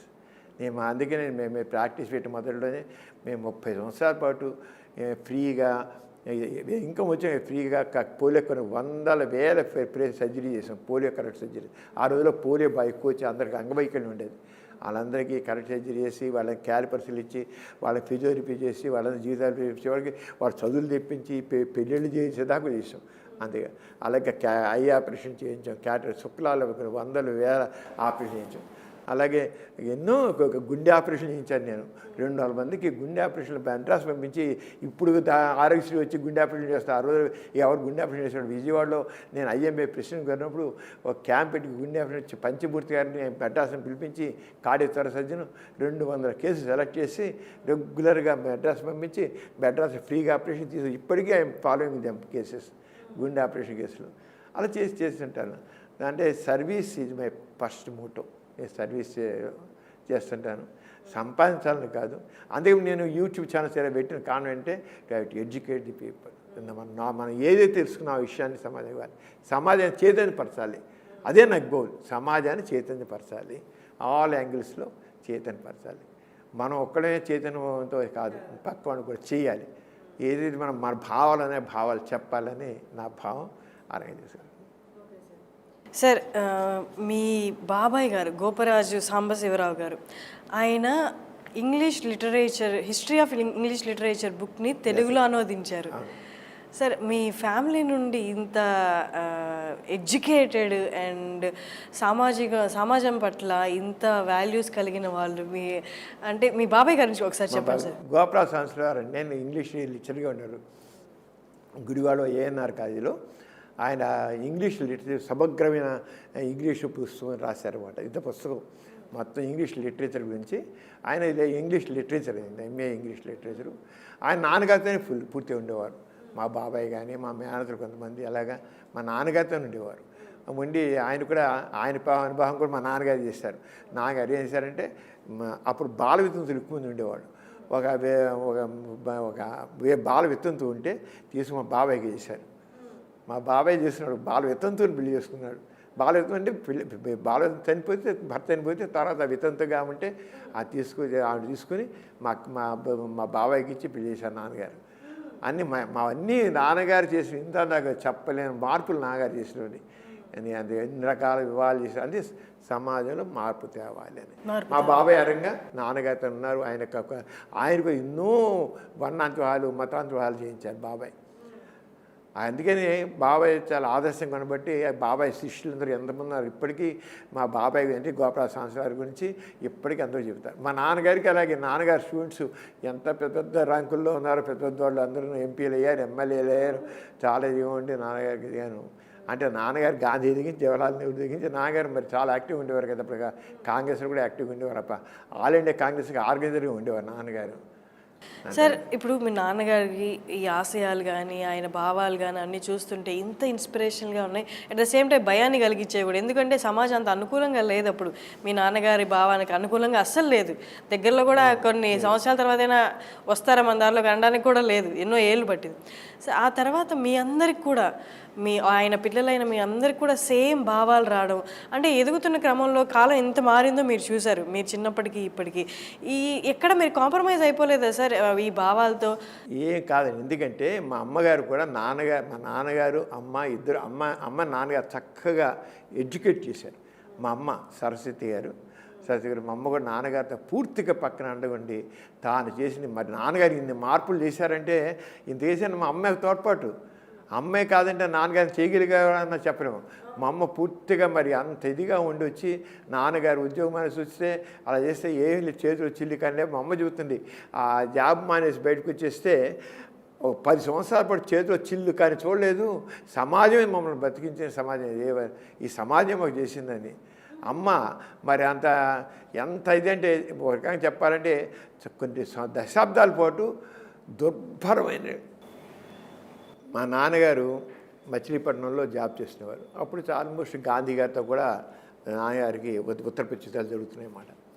జరుగుతుండగా నాన్నగారు నాస్తికత గురించి మాట్లాడుతుంటే కాలేజీ యాజమాన్యం వాళ్ళు నువ్వు నాస్తికత గురించి మాట్లాడడానికి లేదు, ఉపన్యాసాలు ఇవ్వడానికి లేదు అని చెప్పి తీసేసి మళ్ళీ ఇచ్చారు మళ్ళీ అక్కడ. అలాగే కాకినాడలో కూడా నాస్తికత గురించి మాట్లాడితే ఉద్యోగం తీసేస్తే సర్వేపల్లి రాధాకృష్ణ అప్పుడు ఆంధ్రప్రదేశ్లో వైస్ ఛాన్సలర్ ఉండేవాడు సర్వేపల్లి రాధాకృష్ణ. తర్వాత మన ప్రెసిడెంట్ ఆఫ్ ఇండియా కూడా అయ్యారు.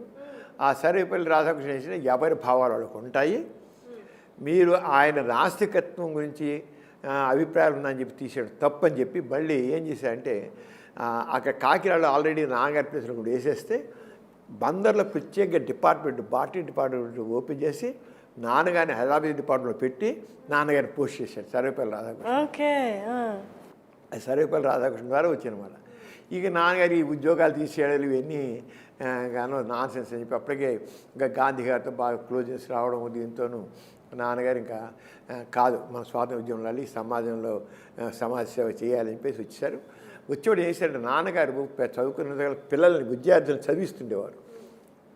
ఆ చదివిస్తుంటే వాళ్ళంతా నాన్నగారు కూడబెట్టిన డబ్బంతా కూడా ఎవరెవరు చదివిన వాళ్ళందరూ మీ చదువు పూర్తి చేయని చెప్పి వాళ్ళందరికీ నా డబ్బులు వేసేసి తను మొత్తం కట్టుబట్టలతో బయటకు వచ్చేసారు. ఏం ఒక పైస ఉంచుకోకుండా కంప్లీట్గా అనమాట. వచ్చేసి ముదురూరు అనే గ్రామంలో అక్కడ నాస్తి కేంద్రం పెట్టి అక్కడ అన్ని రకాల కార్యక్రమాలు మొదలెట్టారు. అక్కడ పెట్టినప్పుడు వచ్చారా సార్ ఎవరైనా ఇలాంటిది నాస్తికత్వం అనేది ఒకటి కాన్సెప్ట్ ఉంది అని? అప్పట్లో అసలు ఎవరికి చాలా తక్కువ. అప్పుడు నాగారు మరి వెళ్ళేసి తిరుగుతుండేవారు కదా, అందుచేత చేశారు. చాలా కొన్ని అక్కడ హరిజనుల వాడల్లోకి వెళ్ళిపోయి హరిజనులు ఎడ్యుకేట్ చేస్తూ వాళ్ళకి చదువులు చెప్తూ రాత్రి బళ్ళని పెట్టేస్తూ అలాగే సమిష్టి భోజనాలు అలాగే ఊళ్ళో వాళ్ళని వీళ్ళని కలిపి భోజనాలు ఈ రంగా చేసుకుంటూ వచ్చారు కార్యక్రమాలు. ఇవన్నిట్లో మా అమ్మ మరి ఒక తోటేమో head of the college professor garu, ఆ ప్రొఫెసర్ గారి భార్య కొన్న ఇది వచ్చే కల్లా కంప్లీట్ పిక్చర్ మారిపోయింది. ఒక దారిద్ర్యం చేతులు డబ్బులు లేవు. 9 మంది పిల్లలు ఊళ్ళో వాళ్ళే నాన్నగారికి బియ్యము పప్పులు కాయగూరలు అవి ఇచ్చేవారు. అవే అమ్మ ఉండేది. అమ్మని తీసుకునేది. చీర బట్టలు ఏమైనా 2 బట్టలు ఉండేది. అది ఒత్తిగా 6 రోజులు 2 కట్టుకున్నాం. ఒకసారి మా నాన్నగారు ఫాలోవర్ కానా గారు చెప్పారు మాకు జ్ఞానం వచ్చాక, మీ అమ్మ అసలు ఎంత త్యాగమూర్తి అంటే అంత ప్రొఫెసర్ గారి భార్య ఒక మీటింగ్ వెళితే అమ్మ మొత్తం ఖాదీ కట్టుకునేది. గాంధీ గారు తెలిసాక అన్ని తక్కిన బట్టలు మానేసి ఖాదీ అని చిరిగిపోయినాడ. కట్టుకుని చిరిగిపోతే కింద కూర్చుంటే ఆ చీర మరి అప్పుడు కూడా కుదరదు కదా కుట్టడాలు ఇవన్నీ. ఒకటే చీర ఉందాడ. ఆ తుమ్మముళ్ళు తీసుకొచ్చి తుమ్మముల్ని ఆ కొన ఇరిచేసి ఆ కుచ్చేసి ఆ చిరిగిపోయిన దాన్ని ఇలా కుట్టేసి పెట్టేసి అలాగా చేసినట.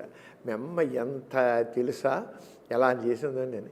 మా అమ్మ చెప్పేది ఒక పైసా నేను అలాగా 10 ఏళ్ళు పాటు నేను చూడలేదు అసలు చేతులు. ఆ రంగా ఆ చివరిగా అంత అలాగే మొత్తం దాదాపు 30 ఏళ్ళు దాదాపు అలాగే చాలా. మా నాన్నగారు చూసంటే భారతదేశంలో ఒక సగటు కింద స్థాయి మనిషి ఏ లెవెల్లో ఉంటాడో ఆ లెవెల్ జీవితం మనం గడపాలి.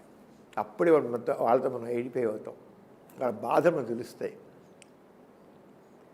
వాళ్ళ స్థాయిలో మనం ఉండాలి అని చెప్పి ఆ రంగా నాన్నగారు మా పిల్లల గురించి కానీ అన్నీ కూడా ఆ రంగానే, మా చదువుల గురించి కానీ అంతాను అలా చేసి మామూలుగా చేసి పెంచుకుంటూ వచ్చారు. అలాగా మా మెయిన్గా అంత అంటే ఒక ధ్యేయం నాన్నగారికి సమాజంలో సమానత్వం కావాలి, అసమానతలు తొలగాలి, మానవులంతా ఒకటే అంచేత ఆ భావంతో నాస్తికత్వాన్ని తీసుకుని అలా చేశారు. ఆ రంగం మూఢనమ్మకాల నిర్మూలన, జనాల మౌఢ్యం ఏర్పడుతుంది. అప్పుడు చాలా ఎక్కువ మూఢనమ్మకాలు ఉండేవి. ఆ మూఢనమ్మకాల వాళ్ళని చాలా కృషి చేస్తూ వచ్చారు. సార్, డెమోక్రసీ వచ్చిన తర్వాత మీరు ఎలాంటివి అయితే ఆలోచనలు అప్పుడు ఉన్నాయో డెమోక్రసీలో కొంతవరకు ఉన్నాయి కదా సార్, మీకు అప్పుడు ఏమనిపించింది సార్? అంటే మా నాన్నగారు అనుకున్నవి ఇందులో చాలా వరకు ఉన్నాయి అనిపించిందా? ఎట్లా అనిపించింది? ఆ రంగా చెప్పాలంటే నిజంగాను మనకి మన రాజ్యాంగం వచ్చిన తర్వాత 1950లో మన రాజ్యాంగం వచ్చింది. దాంట్లో మరి ఆ రంగానే ఆల్మోస్ట్ మన భావాలని చాలా ఉన్నాయి. తర్వాత సెక్యులరిజం కూడా యాడ్ చేశారు. అలాగే ఫండమెంటల్ డ్యూటీస్లో అనేది పెట్టి ఇందిరాగాంధీ ఫండమెంటల్ డ్యూటీస్ అని పెట్టి జవహర్లాల్ నెహ్రూ సెక్యులరిజం వాడు యాడ్ చేశారు. అంతకుముందు పట్టణంలో లేదు, తర్వాత యాడ్ అయ్యారు సెక్యులరిజం అని. మరి సెక్యులరిజం అంటే యాక్చువల్గా ఏంటంటే మత ప్రేమీయులు ఏంటి రాజ్యం పాలన అంటే మా ఏ రంగం కూడా రాజ్య పాలన అంటే దేశ పరిపాలనలో ఎక్కడ కూడా మతం ఉండకూడదు. అంచేత ఆ పాలనకి వీళ్ళెవరు కూడా ఏ మతపరమైన కార్యక్రమంలో పాల్గొనకూడదు. కానీ విభిన్నంగా జరుగుతున్నారు. కానీ వీళ్ళు వెళ్ళిపోయి మందిరాల్లో వెళ్తారు, స్వామీజీలకు వెళ్తే అన్నీ చేస్తారు, వేరే విషయం.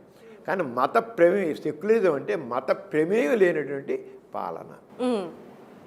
కానీ మనకి ఏదో ఇప్పుడు చూస్తే ధోరణిలో అంటే నిదానంగా మన దేశాన్ని ఒక మతపరమైన దేశంగా మార్చాలి. విషయంలో ఈ తక్కిన వాళ్ళేమో సెక్యులర్ సిటిజన్స్గా చేసి మళ్ళీ ధోరణులు మారుతున్నాయి. చాలా ప్రమాదకరమైన ధోరణులు మాత్రం. ఎక్కువ శాతం పలానా మతస్థులు అనగా వాళ్ళదే ఇక్కడ గుర్తింపు, తక్కిన వాళ్ళు సెకండ్ క్లాస్ సిటిజన్స్ అన్న లెవెల్లో వస్తున్నాం. సెకండ్ మైనార్టీ లేదు, మెజార్టీ లేదు, అందరూ భారతీయులంతా ఒక్కటే. ఇప్పుడు మాత్రం మళ్ళీ విచ్ఛిన్నకరణ ధోరణులు వస్తాయి. చాలా ప్రమాదకరమైన ధోరణులు, విచ్ఛిన్న ధోరణులు చాలా విచ్ఛిన్న. ఒక ప్రత్యేక ఒక మతం అనేది అధీనంలోకి ఉండాలి దేశం అంతాను. అసలు మన రాజ్యాంగంలోనే సెక్యులరిజం తీసేయాలని ఇలాంటివన్నీ కూడా జరుగుతున్నాయి. అసలు మన రాజ్యాంగానే మార్చేయాలని వీళ్ళు కూడా ధోరణులు వస్తున్నాయి చాలా. అలాగే భారతదేశం పేరు కూడా తీసి అక్కడ పాకిస్తాన్ అడగనే మన హిందుస్థాన్ అనాలని ఇలాంటివి కూడా ధోరణులు వస్తున్నాయి. ఇది మాత్రం చాలా బాధాకరమైన విషయం, భయంకరమైన విషయం. అభ్యుదయవాదులందరూ కూడా తప్పకుండా దీనికి వ్యతిరేకంగా ఉండాల్సిందే. లేకపోతే మళ్ళీ మనం ఒక మతపరమైన దేశంగా మారుతాం. మతం ఉండకూడదు, అందరు సెక్యులర్ దేశంగానే మనం ఉండాలి. మత ప్రమేయం లేని దేశంగా ఉండాలి. అందరికీ సమానమైన హక్కులు ఉండాలి, సమాన గౌరవం ఉండాలి, సమానత ఉండాలి అందరికీ. అది మాత్రం చాలా అవసరం ఉంది సార్. ఇలాగే స్టువర్ట్పురం అంటేనే దొంగలకి మారు పేరు సార్. అది అందరూ దొంగలే ఉంటారు, వాళ్ళ వృత్తే దొంగతన వృత్తి అన్నట్టు. అలాంటి ప్రదేశంలో మీ నాన్నగారు, మీ వదిన గారు, మీరు కూడా వెళ్ళి వాళ్ళని మోటివేట్ చేసి వాళ్ళని మార్చడం. ఈ మధ్య కూడా మా వాళ్ళు ఐడ్రీమ్ వాళ్ళు వెళ్ళి ఇంటర్వ్యూ చేస్తే వాళ్ళు ఇప్పటికీ చెప్పారంట, ఇట్లా మీ అన్నగారు, మీరు, మీ వదిన గారు కలిసి చాలా అభ్యుదయ భావాలు వాళ్ళు కలిగించి వాళ్ళు ఒక వృత్తిని ఎంచుకునేలా చేశారు అని. స్టోర్పురం దొంగలే చాలా పెద్ద గజ్జల ప్రసాద్ అని, అమ్మో వాడికి మీద 10 లక్షలు బహుమానం గజ్జల ప్రసాద్ బతుకున్నా చంపేసి పట్టుకుని బాడీ ఇచ్చినా సరే అలాంటి పెద్ద దొంగలు ఉన్నారు. స్టోర్పురం దొంగలు అంటే ఇప్పటికీ చాలా పేరుది. అలాంటి చోట్ల థామస్ అని ఒక పోలీస్ ఆఫీసర్ వచ్చాడు. ఒక పోలీసు వచ్చే స్టోర్ ఏరియా వచ్చేసి ఆయన చూసి వీళ్ళని శిక్షిస్తుంటే ఇంకా దొంగతనం అలాగే ఉంటుంది. అసలు ఈ ఈ ఈ చోర వృత్తిని ఈ దొంగతనం దాన్ని మనం మార్చలేమా, ఈ మనుషులు మార్చలేమా అనిపించింది నాకు పోలీసు ఆఫీసర్కి. అనిపించి నాన్నగారు తిరిగి వచ్చి చెప్పాడు, ఏమండి నేను అరెస్ట్ చేస్తాం పట్టుకుంటాం కానీ ఎక్కువైపోతున్నారు, దొంగలు మాత్రం ఎక్కువైపోతున్నారు, వాళ్ళు గట్టి వాళ్ళు చేయలేకపోయిన చేతిలో ఉండట్లేదు. అది దీంట్లో అనేక మంది వ్యాపారస్తుల భాగస్వామ్యం ఉంది. వాళ్ళ చేత దొంగతనాలు చేయించి ఆ వ్యాపారస్తులు కూడా ఆ బంగారం వాళ్ళు వ్యాపారం చేసుకుంటున్నారు డబ్బుతో. ఇది ఎలా అంటే ఇప్పుడు నాన్నగారు ఒకరోజు రాత్రి కూడా దొంగలు దొరకాలంటే వాళ్ళు రాత్రి కూడా అర్ధరాత్రప్పుడే ఆ స్టోర్పురం వస్తారన్నమాట. అప్పుడు మా నాన్నగారు, నేను, మా అన్నయ్య, మా వదిన అందరం వెళ్ళాం అర్ధరాత్రి 2 గంటల ప్రాంతంలో. అప్పుడు వెళ్ళి ఒక అరికలనాథ దీంట్లో మా నాన్నగారు అందరూ వెళ్ళారుకల్లా వాళ్ళు వచ్చారు. ఆ దొంగలు పెద్ద దొంగలు, వాళ్ళు మామూలు వాళ్ళు కాదు. వాళ్ళ పేరు వింటేనే వణుకు పుడుతున్న అలాంటి దొంగలు వాళ్ళు అక్కడ రాత్రి వస్తారన్నమాట. లేకుంటే వచ్చి వెళ్ళిపోతుంటారు, ఎవరు తెలియదు. దొంగ చీకట్లో వస్తారు, చీకట్లో వెళ్ళిపోతుంటారు. అప్పుడు వెళ్ళి నాన్నగారు అని మాట్లాడి చేసి అక్కడి నాన్నగారేమో ఇక వాళ్ళని తీసుకెళ్ళి మాట్లాడి చేసి మీరు మారాలి, మీరు మీకన్నా మీరు దాంట్లో ఉండేది ఏముంది, మీరు దోపిడీ కూడా గురవుతున్నారు, ఇతరుల మీద దోచుకుంటున్నారు, మీరు కూడా దోపిడీకి గురవుతున్నారు, మీ ఫ్యామిలీ సుఖం ఏంది ఏం లేదు, మీ 200 కుటుంబాలు ఉన్నాయి అక్కడ. దొంగలు ఉన్నారు, దొంగలు కాని వాళ్ళు కూడా ఉన్నారు అక్కడ. ఇదంతా దొంగలు ఒక దొంగ కొట్టుకోవాలంటే వాళ్ళ సారి బంధువులందరూ కొట్టడాలు, అరెస్ట్ చేయడాలు, పొట్టుకుపోవడాలు, ఇవన్నీ చాలా అంత ఒక చైన్ నాకు దొరుకుతుందన్నమాట. అప్పుడు ఇదంతా లేనిపోయి మీ వల్ల ఇలా అవుతుందని చెప్తే నాన్నగారు మాట అక్కడ మా వదిన హేమలతారావణం, జాషువా కవి గారి కూతురు మా వదిన హేమలతారావణం. ఇప్పుడు సినిమా కూడా తీయబోతున్నారు. వదిన పెట్టి తెలుగులో ఒక ఎవరో సినిమా యాక్టర్ వదిన చేసిన పని మీద ఒక సినిమా పాత్ర చేస్తుంది. అమ్మ వదిన చేసిన పని మీద హేమలతారావణం గారు అని. జాషువా కవి గారు తెలుసు కదా, పెద్ద పాపులర్ పోయిట్. జాషువా కవి గారి కూతురు మా వదిన, మా పెద్దన్న వైఫ్. మా అన్నయ్య చూసి ఇంకా తీసుకున్న నాన్నగారు వాళ్ళ బాధ్యత చెప్పారు వాళ్ళకి. వాళ్ళు చేసే చాలామంది చివరికి అందరూ మారిపోయారు, మొత్తం అయిపోయారు. వాళ్ళ సిస్టర్ అందరూ చేసి వాళ్ళందరూ మార్చేసి ఇప్పుడు మీరు స్టోర్పురం వెళితే ఇప్పుడు మీరు ఒకవేళ వెళుతున్న బాపట్ల వెళ్ళండి, అక్కడ ఆగండి.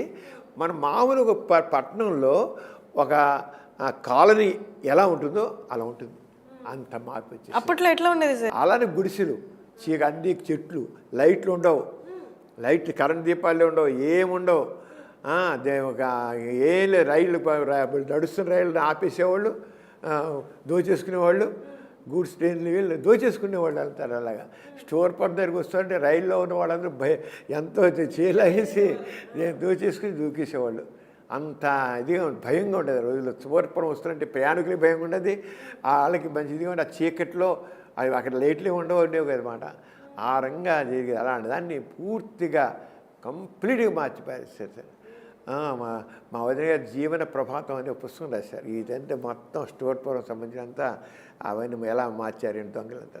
అలాగే మా వదిన గారు నిజామాబాద్లో జోగిని దురాచారం ఉంది. అక్కడ చిన్న బోండమ్మ గారు ఇంట్లో ఊళ్ళో ఎవరికైనా సరే ఒకరు జబ్బు చేస్తే, ఊళ్ళైనా అంటువ్యాధులు వస్తే కేవలం దళిత వర్గానికి చెందిన ఆడపిల్లనే దేవతగా ఇప్పించడం. దళిత వర్గానికి ఆ వర్గం ఆడపిల్ల, చిన్నపిల్ల, పసిపిల్లలను కూడా ఏది నెలల పిల్లల్ని దేవత ఇప్పించడం. దేవత ఇప్పించి అయిపోయిందా, అక్కడి నుంచి అర్పించని బలి చేయడం కాదు, ఇంక ఇది ఎల్లమ్మ పుల్లమ్మని పేరు పెట్టేయడం, ఆ ఊళ్ళో దేవతకి ఇచ్చేయడం. అక్కడి నుంచి ఆమె ఊరమ్మడి సరుకు. ఒక యుక్త వయసు వచ్చాక ఇక ఆ ఊళ్ళో పెత్తందారులకి తనకు విలాస వస్తువు అంతే. అందరూ ఎవరు కాదు, అక్కడ ఊళ్ళో శవాలు ఎవరు చనిపోతే ఆ శవాల మీద డ్యాన్స్ చేయాలి. ఎంత హీనం అంటే అంత వాళ్ళ బతుకులు చాలా చాలా హీనాతీనం. దాంట్లో మా వదిన గారు, మా అన్నయ్య వెళ్ళి, లవణ గారు వెళ్ళి అక్కడ అంతా మార్పు చేస్తారు. దాని చివరికి నేను వెళ్ళాను, తిరిగా నేను మఠంలో నేను తిరిగాను. అక్కడ వాళ్ళ ప్రతి మాట్లాడి వాళ్ళ ఇళ్లలోకి వెళ్ళి మార్చి వాళ్ళ పిల్లలందరినీ కూడా చదువులు పెట్టి చదివించి వాళ్ళకి అన్నీ చేసి అంటే ఆర్గనైజేషన్స్ కొంచెం హెల్ప్ చేశారు వాళ్ళందరూ చదువుల కోసం. అక్కడ మా ఎన్టీ రామారావు ఇప్పుడు చీఫ్ మినిస్టర్గా ఉండేవారు. అసెంబ్లీలో కూడా దిగుంచి వస్తే నేనే వెళ్తాను, స్టోర్ చూస్తాను, అది స్టోర్ నిజామాబాద్ వెళ్తాను చూస్తానని చెప్పేసి అన్నాడు. చివరికి యాక్ట్ చేసి ఎవరైనా జోగిని కింద మారిస్తే ఊరుకోను వాళ్ళ పనిష్మెంట్ ఇంత ఫైన్ అని చెప్పి ఒక చట్టం కూడా తీసుకొచ్చాడు. చాలా మారిపోయింది, చక్కగా మారిపోయింది. అలాగే తెలంగాణ జిల్లాలో బాణమతి, చేతబడి అనే మూఢనమ్మకాలు చాలా ఎక్కువ ఉండేవి. చాలా ఎక్కువ ఉంటున్నారు రోజులో. ఊళ్ళో ఎవరికైనా సరే జబ్బు చేస్తే ఎవరో బాణమతి చేశారు, చేతబడి చేశారు కనుక వచ్చింది. క్యాన్సర్ వచ్చినా, టీబీ వచ్చినా, గుండె జబ్బు ఉన్నా వాళ్ళ జబ్బు అనుకోరు, అదంతా ఎవరో చేతబడి చేశారు కదా అయ్యింది అనుకునేవాళ్ళు. అనుకుని ఎవరిలో కొంతమంది అమాయకుల్ని వీడి మంత్రగాడు, వీడిగా మంత్రాలు వచ్చు, ఆ మంత్రాలతో చేతబడి చేస్తున్నాడు అని చెప్పేసేసి వాడిని పట్టుకుని కొట్టి చంపేసేవాళ్ళు. పళ్ళు పీకేసేవాళ్ళు, నాలుక కట్ చేసేవాళ్ళు, చంపేసేవాళ్ళు. అక్కడ అరవిందరావుని ఆయన ఎస్పీగా ఉండేవారు. ఉంటే ఆయన నాకు ఉత్తరం రాశారు, సమరం మాకు మా జిల్లాలో ఈ బాణమతి, చేతబడి, మూఢనమ్మకం ఎంత ఇదిగని మా పోలీసులకి లాఠీలకి లొంగడం లేదు, నువ్వు టీమ్గా వచ్చి ఈ మూఢనమ్మకాన్ని నువ్వు తొలగించాలి అని అన్నారు. తొలగించాలంటే వెళ్ళాం, డాక్టర్ని, సైకాలజిస్ట్ని, సోషల్ వర్కర్స్ని తీసుకుని వెళ్ళాను. నేను వెళితే చాలాగా బెటర్ ఎక్స్పీరియన్స్ మాకు. అక్కడ జోగిపేట అనే ఊళ్ళోకి వెళ్ళి అక్కడ అందరితో మాట్లాడుతుంటే ఈ బాణమతి, చేతబడి అనే మూఢనమ్మకం మీద తాయితులు మేవాళ్ళు వీళ్ళుండి అమ్ముకునే ఒక వ్యాపారం తయారయ్యారు. వాళ్ళ బిజినెస్ పోతుందని చెప్పేసి అసలు వీళ్ళే పెద్ద మంత్రగాళ్ళు, బాణం వెళ్ళేవాడు చేతబడి లేపడం ఏంటి, కొట్టండి రా అన్నారు. అనేటికల్లా ఆ మూర్ఖ జనం దన్న మా మీద పడిపోయారు, చంపేపోయారు. అయ్యో, కొట్టారు మీద దుమ్మిగా వచ్చేసారు మీదకి. అప్పుడు పోలీసు వాళ్ళు అక్కడ ఉన్నారు మీడియా దీంట్లో వచ్చేసి మేము వచ్చేసి మమ్మల్ని రక్షించి తీసుకెళ్ళి వ్యాన్లో పెట్టేసి తీసుకెళ్ళారు. నిజంగా ఆ రోజున పోలీసులు వెంటనే అక్కడ ఉన్న పోలీసులు మమ్మల్ని రక్షించకపోతే మా శవాలు విజయవాడకు వచ్చిండేవి, శవాలే వచ్చిండే. అంత ఘోరంగా మాట. మీటింగ్లో మాట్లాడుతుంటే మీటింగ్ చెప్పేవాడు బాణమతి, చేతబడలేదు, అలాగే ఇవన్నీ పలానా జబ్బు వీళ్ళకి పలానా జబ్బు, వీళ్ళందరూ పెట్టి మీ అందరూ మోసం చేస్తున్నారు, వీళ్ళందరూ మంత్రగాళ్ళు లేరు, ఎవరు లేరు, అసలు మంత్రాలంటూ లేవు, మంత్రాల శక్తి లేదు అని మేమంతా చేస్తున్న మా మీద రాళ్ళేసేవాళ్ళు. రాళ్ళే మేము మాట్లాడుతుంటే రాళ్ళు మీద వేసేవాడు మా మీద. అలా తిరిగి అంత మొత్తం వెళ్ళాక 6 నెలలు పోయాక అరవిందరావు ఎస్పీ గారు మొత్తం రాశారు. ఇదివరకేం రాశారు, ఇక్కడ 80% మందిలో ఈ మూఢనమ్మకం చాలా ప్రబలంగా ఉంది, మీరు వచ్చి మాట్లాడాలి. ఆ ఎస్పీ గారే మేము వచ్చి వెళ్ళి అంత విస్తృతంగా పర్యటించాం, చాలా విస్తృతం చేసాం, మొత్తం అన్ని ఊళ్ళు తిరిగాక ఒక 6 నెలలు పోయాక లెటర్ రాశారు. మీ ఇంతవరకు 80% ఉన్నది మూఢనమ్మకం ఇప్పుడు 20%కి వచ్చింది, 80% తిరిగిపోయింది. మీరు చేసిన తర్వాత ఇప్పుడు హాయిగా ఉంది. ఇప్పుడు జిల్లాలో చంపేసేవాళ్ళు కదా, దేవుని కింద విలేజ్లో బాణమతి చేశారు, మూఢనమ్మకంతో చేశారని అనుకుంటారు, మంతగళ్ళని నమ్ముది ఎవరు పాపం అమాయకులు. వాళ్ళని అనుమానించడం, వాళ్ళని కొట్టి చంపిస్తూ చేయడం. అక్కడ వరంగల్ దగ్గర తింబాపురం ఊళ్ళో బాణమతి చేస్తున్నారు వీళ్ళ దగ్గర మంత్రగాళ్ళు అని చెప్పి దీంతో ఒక 5 6 వాళ్ళని అందరు కలిసి కొట్టి చంపి, ఒక పందిని కొట్టి చంపినట్లుగా మనుషులు కొట్టి చంపేసి అందరూ గడ్డి మోపేసి అక్కడ నేను తగిలిపెట్టారు. మరి వరంగల్ అసలు ఎంత ఘోరండి. అంటే ఈ మూఢనమ్మకాలని పోనీలే ఎవరు పిచ్చి వాళ్ళని ఊరుకుంటే ఆ మూఢనమ్మకాలు అమానుషంగా మారుతాయి, మానవత్వాన్ని పోగొట్టేస్తాయి. ఆ రంగంగా నేను చాలా ఎక్కువ కాలం రంగారెడ్డి జిల్లాలో వెళ్ళాం. అక్కడ రంగారెడ్డి ఎస్పీ రాజుగారు ఉంటే రాజుగారు ఎస్పీగా పిలిచారు. అక్కడ కానుమతి ఉన్నప్పుడు అందరూ వచ్చారు, వాళ్ళందరూ వచ్చారు, మినిస్టర్స్ కూడా ఉన్నారు. ఉన్నామని మాట్లాడిన వల్ల ఒకటి 4 కోసేశారు, ఒకటి పళ్ళు రాళ్ళు కొట్టేశారు. అంత ఘోరం మాట, అంత మూర్ఖత్వం, మూఢనమ్మకాలు అంత మూర్ఖత్వం అన్నమాట. అలా మూర్ఖమేమి అలాంటి దాంట్లో చాలా ధైర్యంగా ఏదైతే ఆ మనుషులు సజీవంగా దహనం చేస్తే చాలా చేశారు. అక్కడ రంగారెడ్డి జిల్లా కూడా మనుషులు సజీవంగా దహనం చేశారు. అలాగే నల్గొండ జిల్లాలోను నేను చాలా విస్తృతంగా పర్యటించాను వీటన్నిటిలో కూడాను ఈ మూఢనమ్మకాల విషయంలో. చేత అయితే నిదానం మార్పు వచ్చింది, అన్ని చోట్ల మార్పు వచ్చింది. అంచేత ముందు ఎవరు సహాయం వస్తారు, చైతన్యపరుస్తారు. అంచేత మనకు కావాల్సిన ఏంటంటే చైతన్యగా పౌరులు ఈ మూఢనమ్మకాల నిర్మూలనకి కృషి చేయాలి. అది చెబుతాను. అంతేగా నాకెందుకులే ఇది ఎప్పుడు ఎవరు పిచ్చివాడేది ఊరుకోవడం వీల్లేదు. తప్పకుండా సమాజం మార్పు కోసం కృషి చేయాలి. చేస్తే దానికి కావాల్సింది కనుక చొరవ కావాలి, ధైర్యం కావాలి, 2 కావాలి, టైం పెట్టాలి. ఇప్పుడు ఏంటి సెల్ఫిష్ మూట ఎక్కువైపోయిందండి. ఎవరి మాట నేను, నా ప్రోగ్రెస్, నా మట్టుకు నేను అనుకున్నారు కానీ ఆ సామాజిక దృక్పథం మనుషుల్లో లోపిస్తుంది. సామాజిక సమస్యల మీద అవగాహన కావాలి. మనం వీరంత మేరకు దాన్ని మనం ఎంత మేరకు మనం చేయగలం, మన వంతుగా మనం కృషి చేయడం చాలా కావాలి. అది మాత్రం నేను ముఖ్యంగా స్టూడెంట్స్కి నేను చెప్పేది ఏంటంటే, మీ చదువులో చదవండి, మీరు చక్కగా పైకి రండి. విద్యార్థులు మాట్లాడి ప్రతి ఒక్కరు చెబుతాను, మీరు తప్పును చదువుక పైకి రావాలి. కానీ మీ చదువుతో పాటు సోషల్గా ఉండే సమస్యల గురించి మీకు అవగాహన కావాలి. మీ తర్వాత మీరు ఎంత మేరకు మీకు అవకాశం అంత మేరకు మీరు తప్పకుండా తొలగినప్పుడు కృషి చేయండి అని చెప్తాను. చాలా అవసరం చెక్క ఆ సోషల్ అవుట్లుక్ లేకుండా సెల్ఫిష్ మోటో ఎక్కువ ఉన్నట్లయితే మనం ఎదగొచ్చామో కానీ మన మనుషులు కాదంట. నేనైతే తప్పకుండా మన రోల్ మనం ప్లే చేయాలి. సార్ అక్కడ ఓకే, ఎవరైనా క్లినిక్ దాకా వచ్చి క్లినిక్ మీద దాడి చేయడం, మీ మీద దాడి చేయడం అలా అయినా జరిగాయా సార్?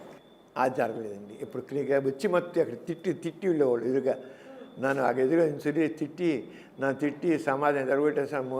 క్లినిక్ ముందు నిల్చొని హాస్పిటల్ ముందు నిల్చొని తిట్టేవాళ్ళు. నేను తిట్టిపోయేవాళ్ళు, అది పట్టుకునే వాళ్ళు మొదటి రోజుల్లో తిట్టేవాళ్ళు. అలాగా అవన్నీ పట్టించుకుని ఎందుకంటే ఒకటండి, మనం మంచి చేస్తున్నాడు తక్కిన పట్టించుకోకూడదు. నేను ఇట్లే ఈ చిరునవ్వుతోనే ఉండేవాళ్ళ సార్ అప్పుడు కూడా, తిడుతున్నప్పుడు కూడా? ఒక్కటే మనం ఒక నిజం చెప్తే సమాజం మా దీనికి మన సెల్ఫిష్ మోటివ్ ఏం లేదు.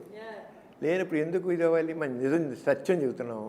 వాళ్ళు మామూలుగా ఉన్నారు, మామూలు భావనలు ఉన్నారు, మాట్లాడు. వాళ్ళ మీద కోపం వచ్చేది కదా, ఇంత మూర్ఖంగా ఉన్నారు ఎందుకు రామి నేను చెప్పేది. ఏం లేదు వాళ్ళు మారుతారు. మారిపోయినా మనం చెప్పుకుంటూ వెళ్తే వాళ్ళు చాలా మారుతారు. మారకపోయినా మనం చేయగలేదు ఏం లేదు, అది వాడి ఇష్టం.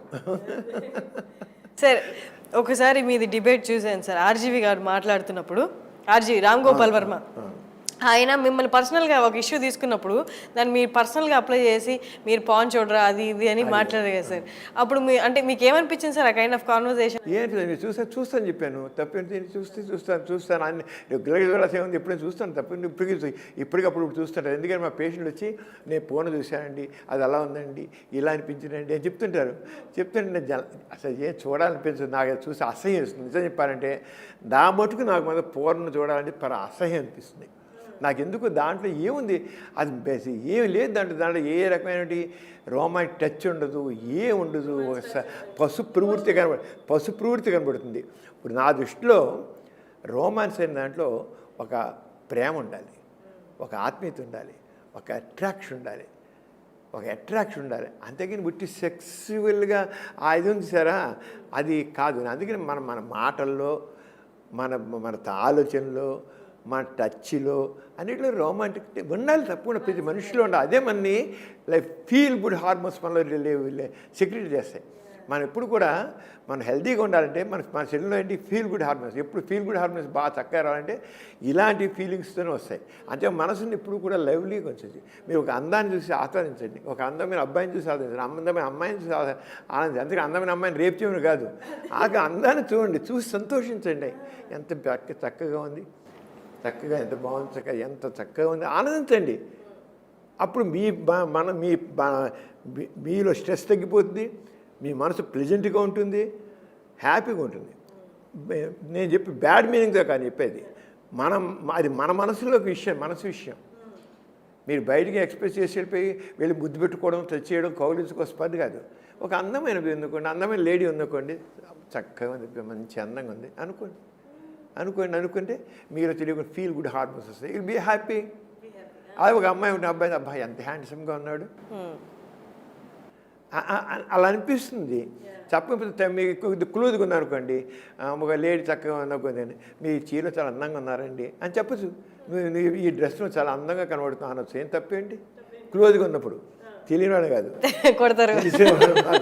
తెలియని వాళ్ళు అంటే చెప్పేసి కొడతారు అనొచ్చు. వాళ్ళకి అనిపిస్తుంది. ఇవాళ నేను పేషెంట్ చూస్తుంటే ఒక 65 ఏళ్ళు 70 ఏళ్ళ ఇద్దరు వచ్చారు, లేడీస్ వచ్చారు, 70 ఏళ్ళు అయ్యి ఉంటాయి. వాళ్ళు ఫస్ట్ టైం వచ్చి అంతా మాట్లాడతారు, చాలా హ్యాపీగా లేచిపోయి వెళ్ళిపోతూ మీరు చాలా అందంగా ఉన్నారండి, వాళ్ళెందుకు, నేనే చెప్తున్నాను, మీరు నిజంగా చాలా అందంగా ఉన్నారు. మీరు చాలా అందంగా ఉన్నారండి అనేసి ఒక నవ్వు నవ్వేసేసి చక్కచక్కగా రూమ్లో నడిచిపోయారు. పక్కనోడుగా మరి ఆడుకునే పెద్దాడు ఆడుకుని తగ్గించండి. నాకు ఇచ్చిన కమెంట్లు చాలా అందంగా ఉన్నారండి కమెంట్లు. ఆడు పెద్దాడు 65-70 ఉన్నాయి. మా ఆవిడకి ఒకసారి ఫేస్ నిండా వృద్ధాప్య ఛాయలు ఉన్నాయి. దాని మీద అంటే బహుశా నేను మీరు అందంగా ఉన్నారు ఇంకో భావంతో అన్నాడు. బహుశా నా వీడియోస్ని చూస్తుంటారు. ఆ చూస్తుండగా నాలో ఒక రకమైన ఎడ్మిరేషన్ వచ్చింటుంది నా మీద. నా మనసులో నా మీద ఒక మంచి భావం, చక్కగా ఆనందం ఉండి ఉంటుంది ఆయన చెప్పేది. మీ ఫేస్ లో ఆ ప్లెజెంట్నెస్, ఆనందము, అంటే కల్ముషం లేని నవ్వు ఎంత అయిపోయాక హ్యాపీనెస్ని మన మీద చాలా సంతోషంగా ఉంది. మీరు అందంగా సంతోషం అనిపిస్తారు. మేము చూసిన అన్నానికి మీరు చాలా అందంగా ఉన్నారని చెప్పి వెళ్ళింది. తప్పేం లేదు. నేను చెప్పు థ్యాంక్ యూ అన్నాను నేను. తప్పలేదు. మనం ఎదుటి వాళ్ళని మనం ఎప్పుడు కూడా ఆత్మీయంగా ఉండడం నేర్చుకోవాలి. అది అంటే మన సంస్కారం ఒకటే ఉంటుంది. మనకు ఆ సంస్కారం కావాలి, ఆ ఆత్మీయత కావాలి. తప్పున ఆత్మీయంగా ఉండాలి, మనుషులతో ఆత్మీయంగా ఉండాలి, చక్కగా పలకరించాలి. మంచి మీకు తెలియని వాడు కూడా చక్కగా ఆత్మీయంగా తప్పే ఉంది, చక్కగా ఆత్మీయంగా పలకరించండి. ఎవరైనా లవ్ చేశారా? ఒక్కనే చాలా మంది లవ్ చేశారు. చాలా మందినా? అంటే పెళ్లి చేసుకోవాలన్న ఉద్దేశంతో ఎవరైనా లవ్ చేశారా? అలాంటి ఇవన్నీ పర్సనల్ కదా. పర్లేదు, ఇప్పుడు చెప్పచ్చు. ట్రూ పర్సనల్ ఇవన్నీ. అది అవునా కదా మీకు అనవసరం. చెప్పరా అయితే? ఇప్పుడు కూడా చెప్పరా? చెప్పను. అయ్యో, మీతోనే వెళ్ళిపోతే ఇంకా అవన్నీ అయితే మాకు ఎవరితో షేర్ చేసుకోకపోతే ఎలాగా? మా ఆవిడకి చెప్పే మీకు చెబుతాను.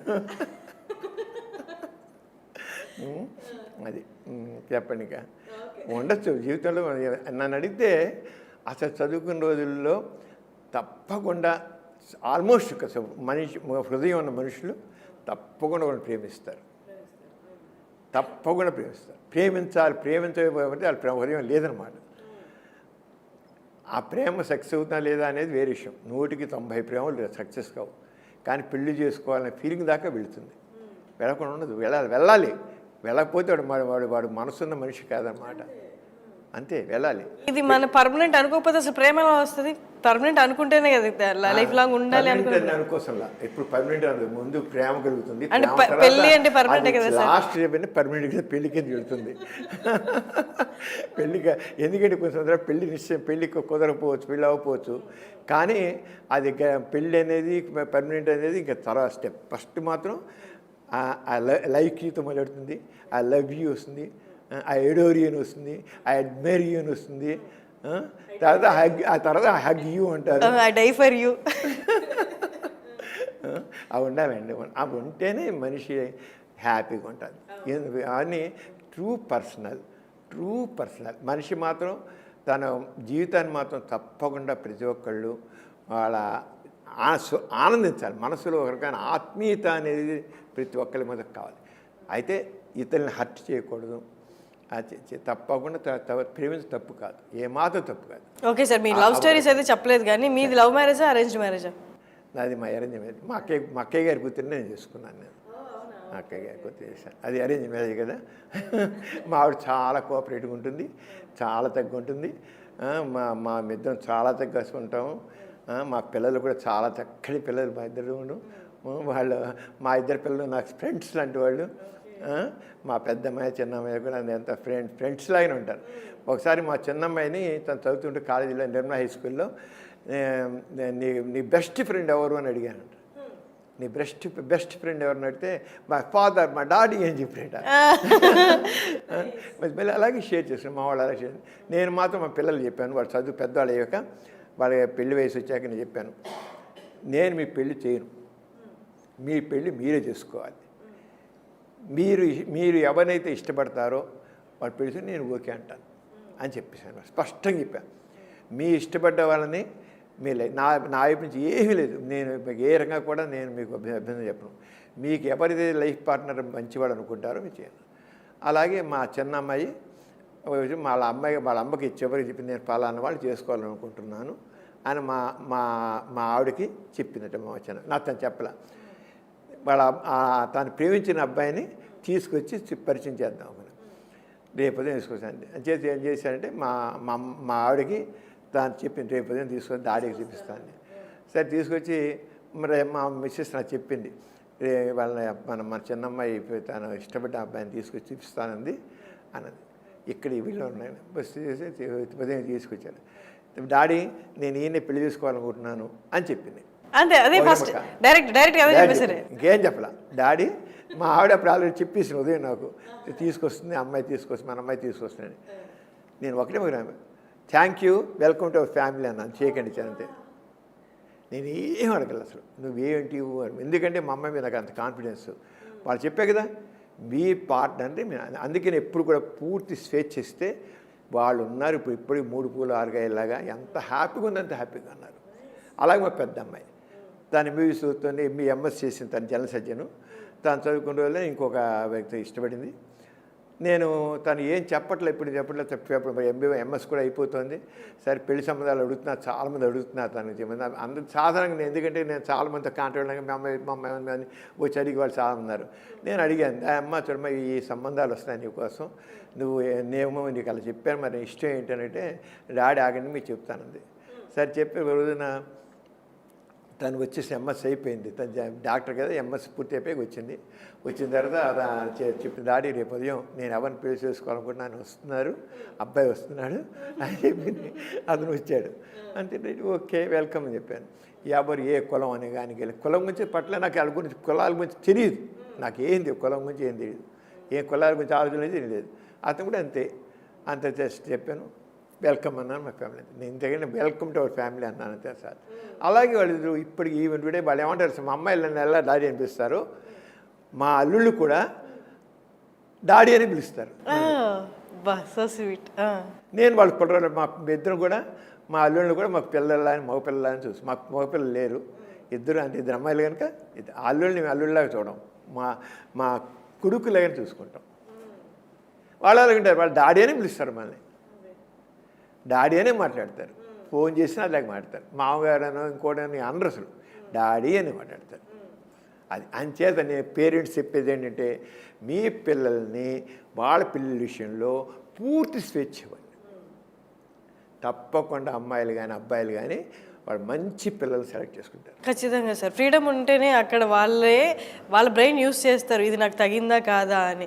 మనంతా రెస్ట్రిక్షన్స్ పెడుతూ ఉంటే అమ్మో ఎందుకు కాకూడదు, ప్రేమగా అనిపిస్తుంది కదా, మిగతా ఏమని ఇంకా కనిపించవు కళ్ళకి.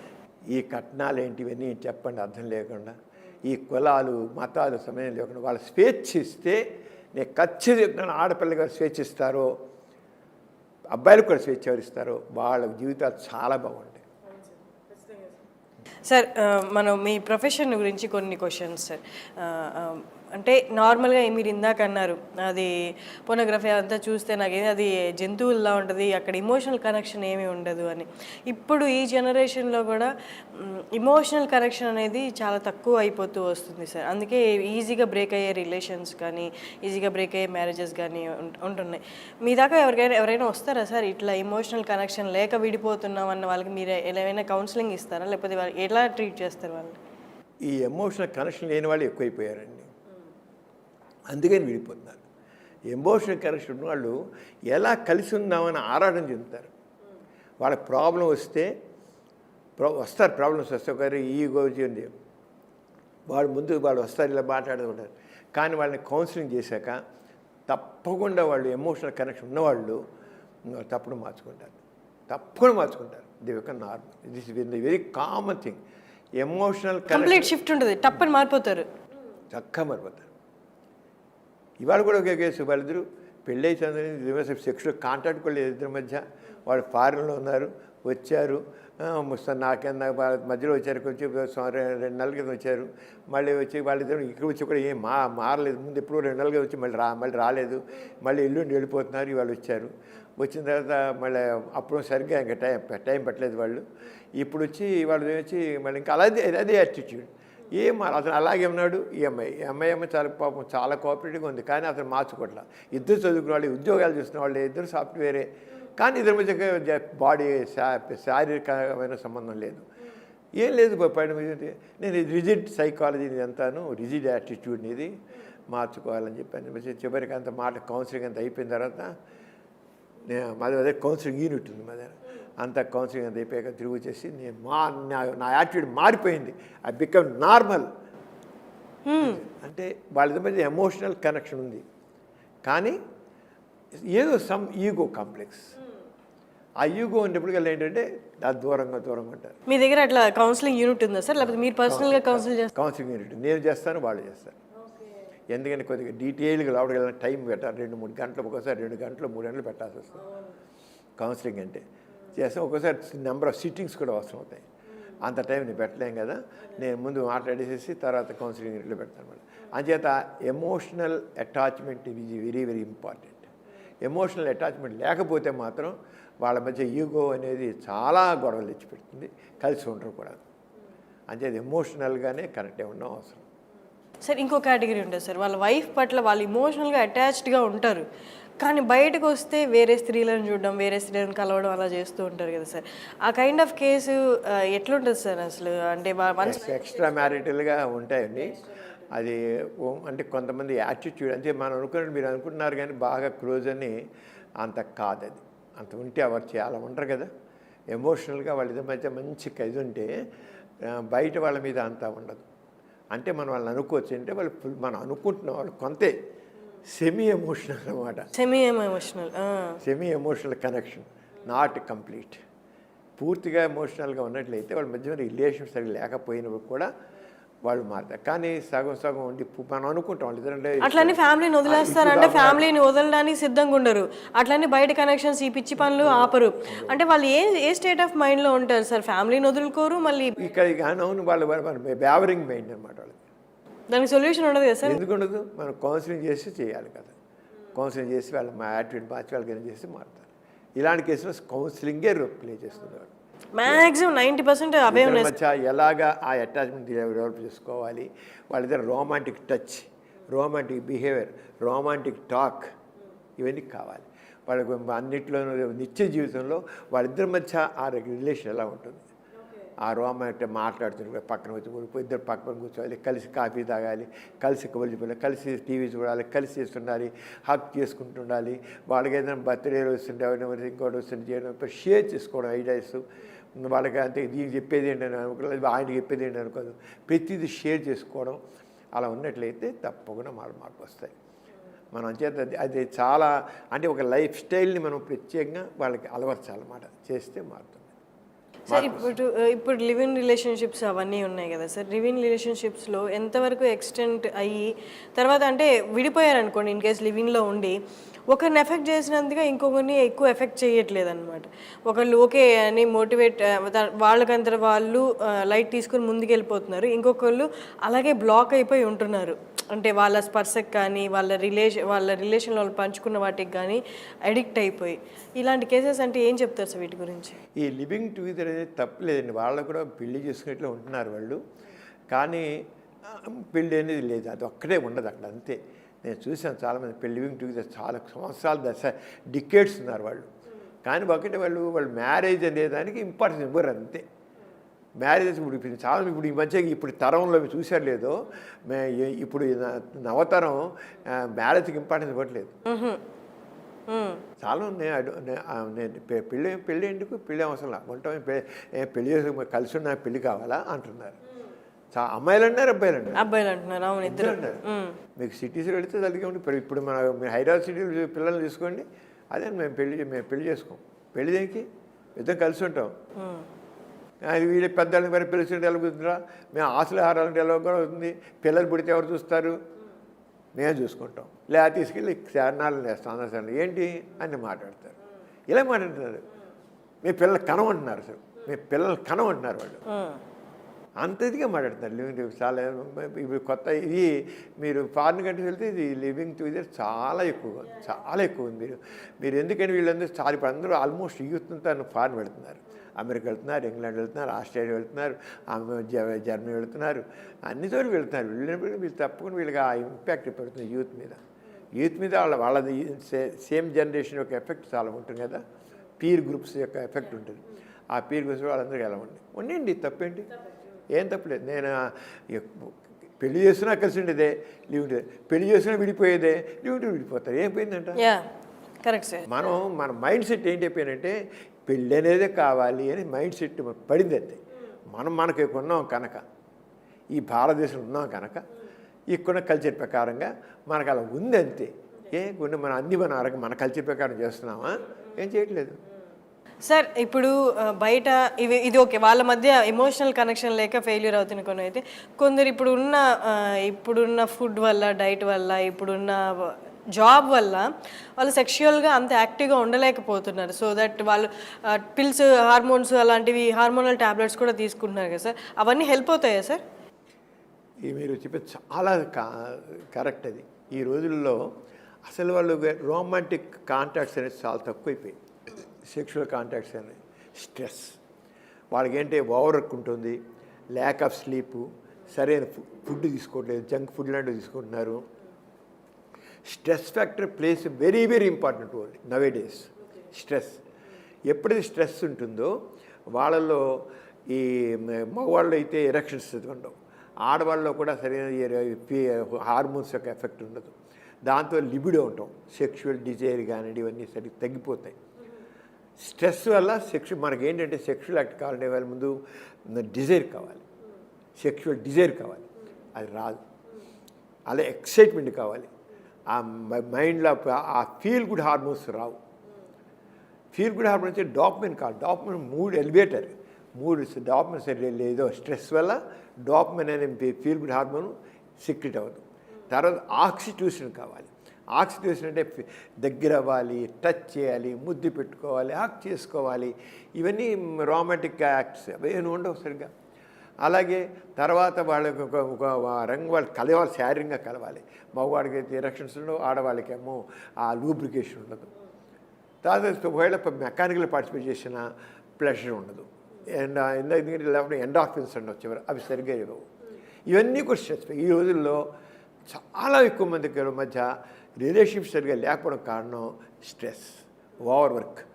ఒక రకమైన స్ట్రెస్లో ఉన్న పని వాళ్ళకి. వీళ్ళిద్దరు పెళ్లి చేసుకున్న ఇద్దరు లివింగ్ టుగెదర్ అయినా వీళ్ళు ఈ మూడు వీళ్ళ మూడు వాళ్ళ బాసు. ఈ పని రేపదాకా అయిపోవాలి, ఎల్లుండిగా అయిపోవాలి, టైం బౌండ్ పెడతాడు, ఇదే గుర్తొస్తుంది, బుర్రంతా ప్రియాక్రియేట్. దాంతో వాళ్ళకి ఒక రకమైన స్ట్రెస్లు ఎలా ఈ పర్సనల్ లైఫ్ని వాళ్ళు సాక్రిఫైస్ చేస్తున్నారు. చాలా కష్టం. ఇప్పుడు లైఫ్ అంటే చాలా బిజీ లైఫ్ అయిపోయింది, స్ట్రెస్ఫుల్ లైఫ్ అయిపోయింది. అంటే అది లేకుండా ఉండాలంటే కొంత ఉదయం పూట వాకింగ్ చేయాలి, తప్పకుండా ఇద్దరు కలిసి వాకింగ్ చేస్తే చాలా వరకు ఈ స్ట్రెస్ తగ్గిపోతుంది, స్ట్రెస్ హార్మోన్స్ తగ్గిపోతాయి. స్ట్రెస్ కార్టిజోల్ అనేది వాకింగ్ చేసిపోతుంది, ఫీల్ గుడ్ హార్మోన్స్ పెరుగుతాయి.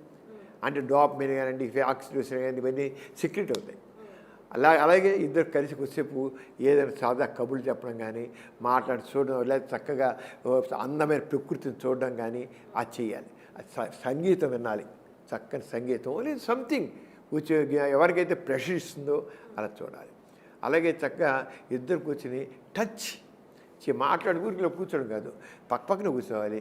ఒకటి చేయిలో తీసుకుని చేయి ముట్టుకోవడం, చెంపలు నెమ్మరడం, ముద్దు పెట్టుకోవడం, పెట్టుకుంటుంటే వాళ్ళకి తెలియనటువంటి ఫీలింగ్ వస్తుంది. హగ్ చేసుకోవాలి. అలాగే సంథింగ్ అన్ని రకరకాలుగా అన్నమాట. అంటే మూడ్ చేంజ్ అవుతుంది, స్ట్రెస్ తగ్గుతుంది. అంచేత స్ట్రెస్ తగ్గండి. హౌ టు రిలీవ్ స్ట్రెస్ అని నిద్రపోవాలండి. కలిసి ఇద్దరు హక్ చేసుకుంటూ నిద్రపోవాలి. పడుకున్నాడు కూడా చేస్తే దాంతో చాలా స్ట్రెస్ తగ్గిపోతుంది. అంచేత ఆఫీస్ని మాత్రం వీరంతా ఇంట్లో బెడ్రూమ్లో తీసుకురాకూడదు. అది మాత్రం గుర్తించాలి. ఆఫీస్ని బెడ్రూమ్లో తీసుకురాకూడదు. ఆఫీస్ బెడ్రూమ్ తీసుకొస్తే అంతే, అవుట్. అక్కడ అంత దేనికి నేర్చుకో. దీన్నే లైఫ్ స్టైల్ మేనేజ్మెంట్ అంటాం. లైఫ్ స్టైల్ మేనేజ్మెంట్ తెలిస్తే ఈ స్ట్రెస్ని మనం ఓవర్కమ్ చేస్తాం. అది తెలియకే ఈ బాధలు నేను. అండ్ హార్మోనల్ ట్యాబ్లెట్స్, ఈ స్ట్రెస్ రిలీఫ్ ట్యాబ్లెట్స్ అవి హెల్ప్ అవుతాయా సార్? హార్మోనల్ ట్యాబ్లెట్స్ వాడడం వల్ల మనకి పెద్దగా ఉండదండి. దాని ఇంపాక్ట్ ఏం లేదు. మన ఇంపాక్ట్ అంతా కూడా మనం నిద్ర లేకపోవడం, ఓవర్ వర్క్, ఆహారం సరిగ్గా తీసుకోకపోవడం, మంచిగా చేయలేకపోవడం, త్వరగా వ్యాయామం లేకపోవడం. వ్యాయామం చాలా ఇంపార్టెంట్. తప్పకుండా కొంచెం రోజు కనీసం అరగంట సేపు వ్యాయామం చేయాలి. చాలా తప్పనిసరి వాకింగ్ చేస్తారు, ఇంకోసారి చేయాలి. అలా ఉంటేనే మనకి okay sir, thank you so much sir. మాకు చాలా టైం ఇచ్చి మీ ప్రొఫెషన్ రిలేటెడే కాకుండా చాలా ఇప్పుడు యూత్ తెలుసుకోవాల్సిన విషయాలు అంటే ఎలాంటి భావాలతో ఉండాలి, ఎలాంటి మైండ్ సెట్తో ఉండాలి, ఏది కరెక్ట్ ఏది రాంగ్ అని చెప్పారు సార్. అండ్ మీ నాన్నగారి గురించి చెప్పడం, మీ అన్న వదిన గురించి చెప్పడం కూడా చాలా ఇన్స్పిరేషనల్ సార్. యాక్చువల్లీ అది మనిషిని బాధ కలిగించేది మతం కాదు, కులం కాదు. మనిషిని ఆనందంగా ఉంచేది, మనిషికి ప్రేమను పంచేదే మతమైన, కులమైన అలాంటిది ఏదైనా ఉంటే అదే మెయిన్ అని చెప్పారు. Thank you so much sir, చాలా చక్కగా చెప్పారు. Thanks a lot.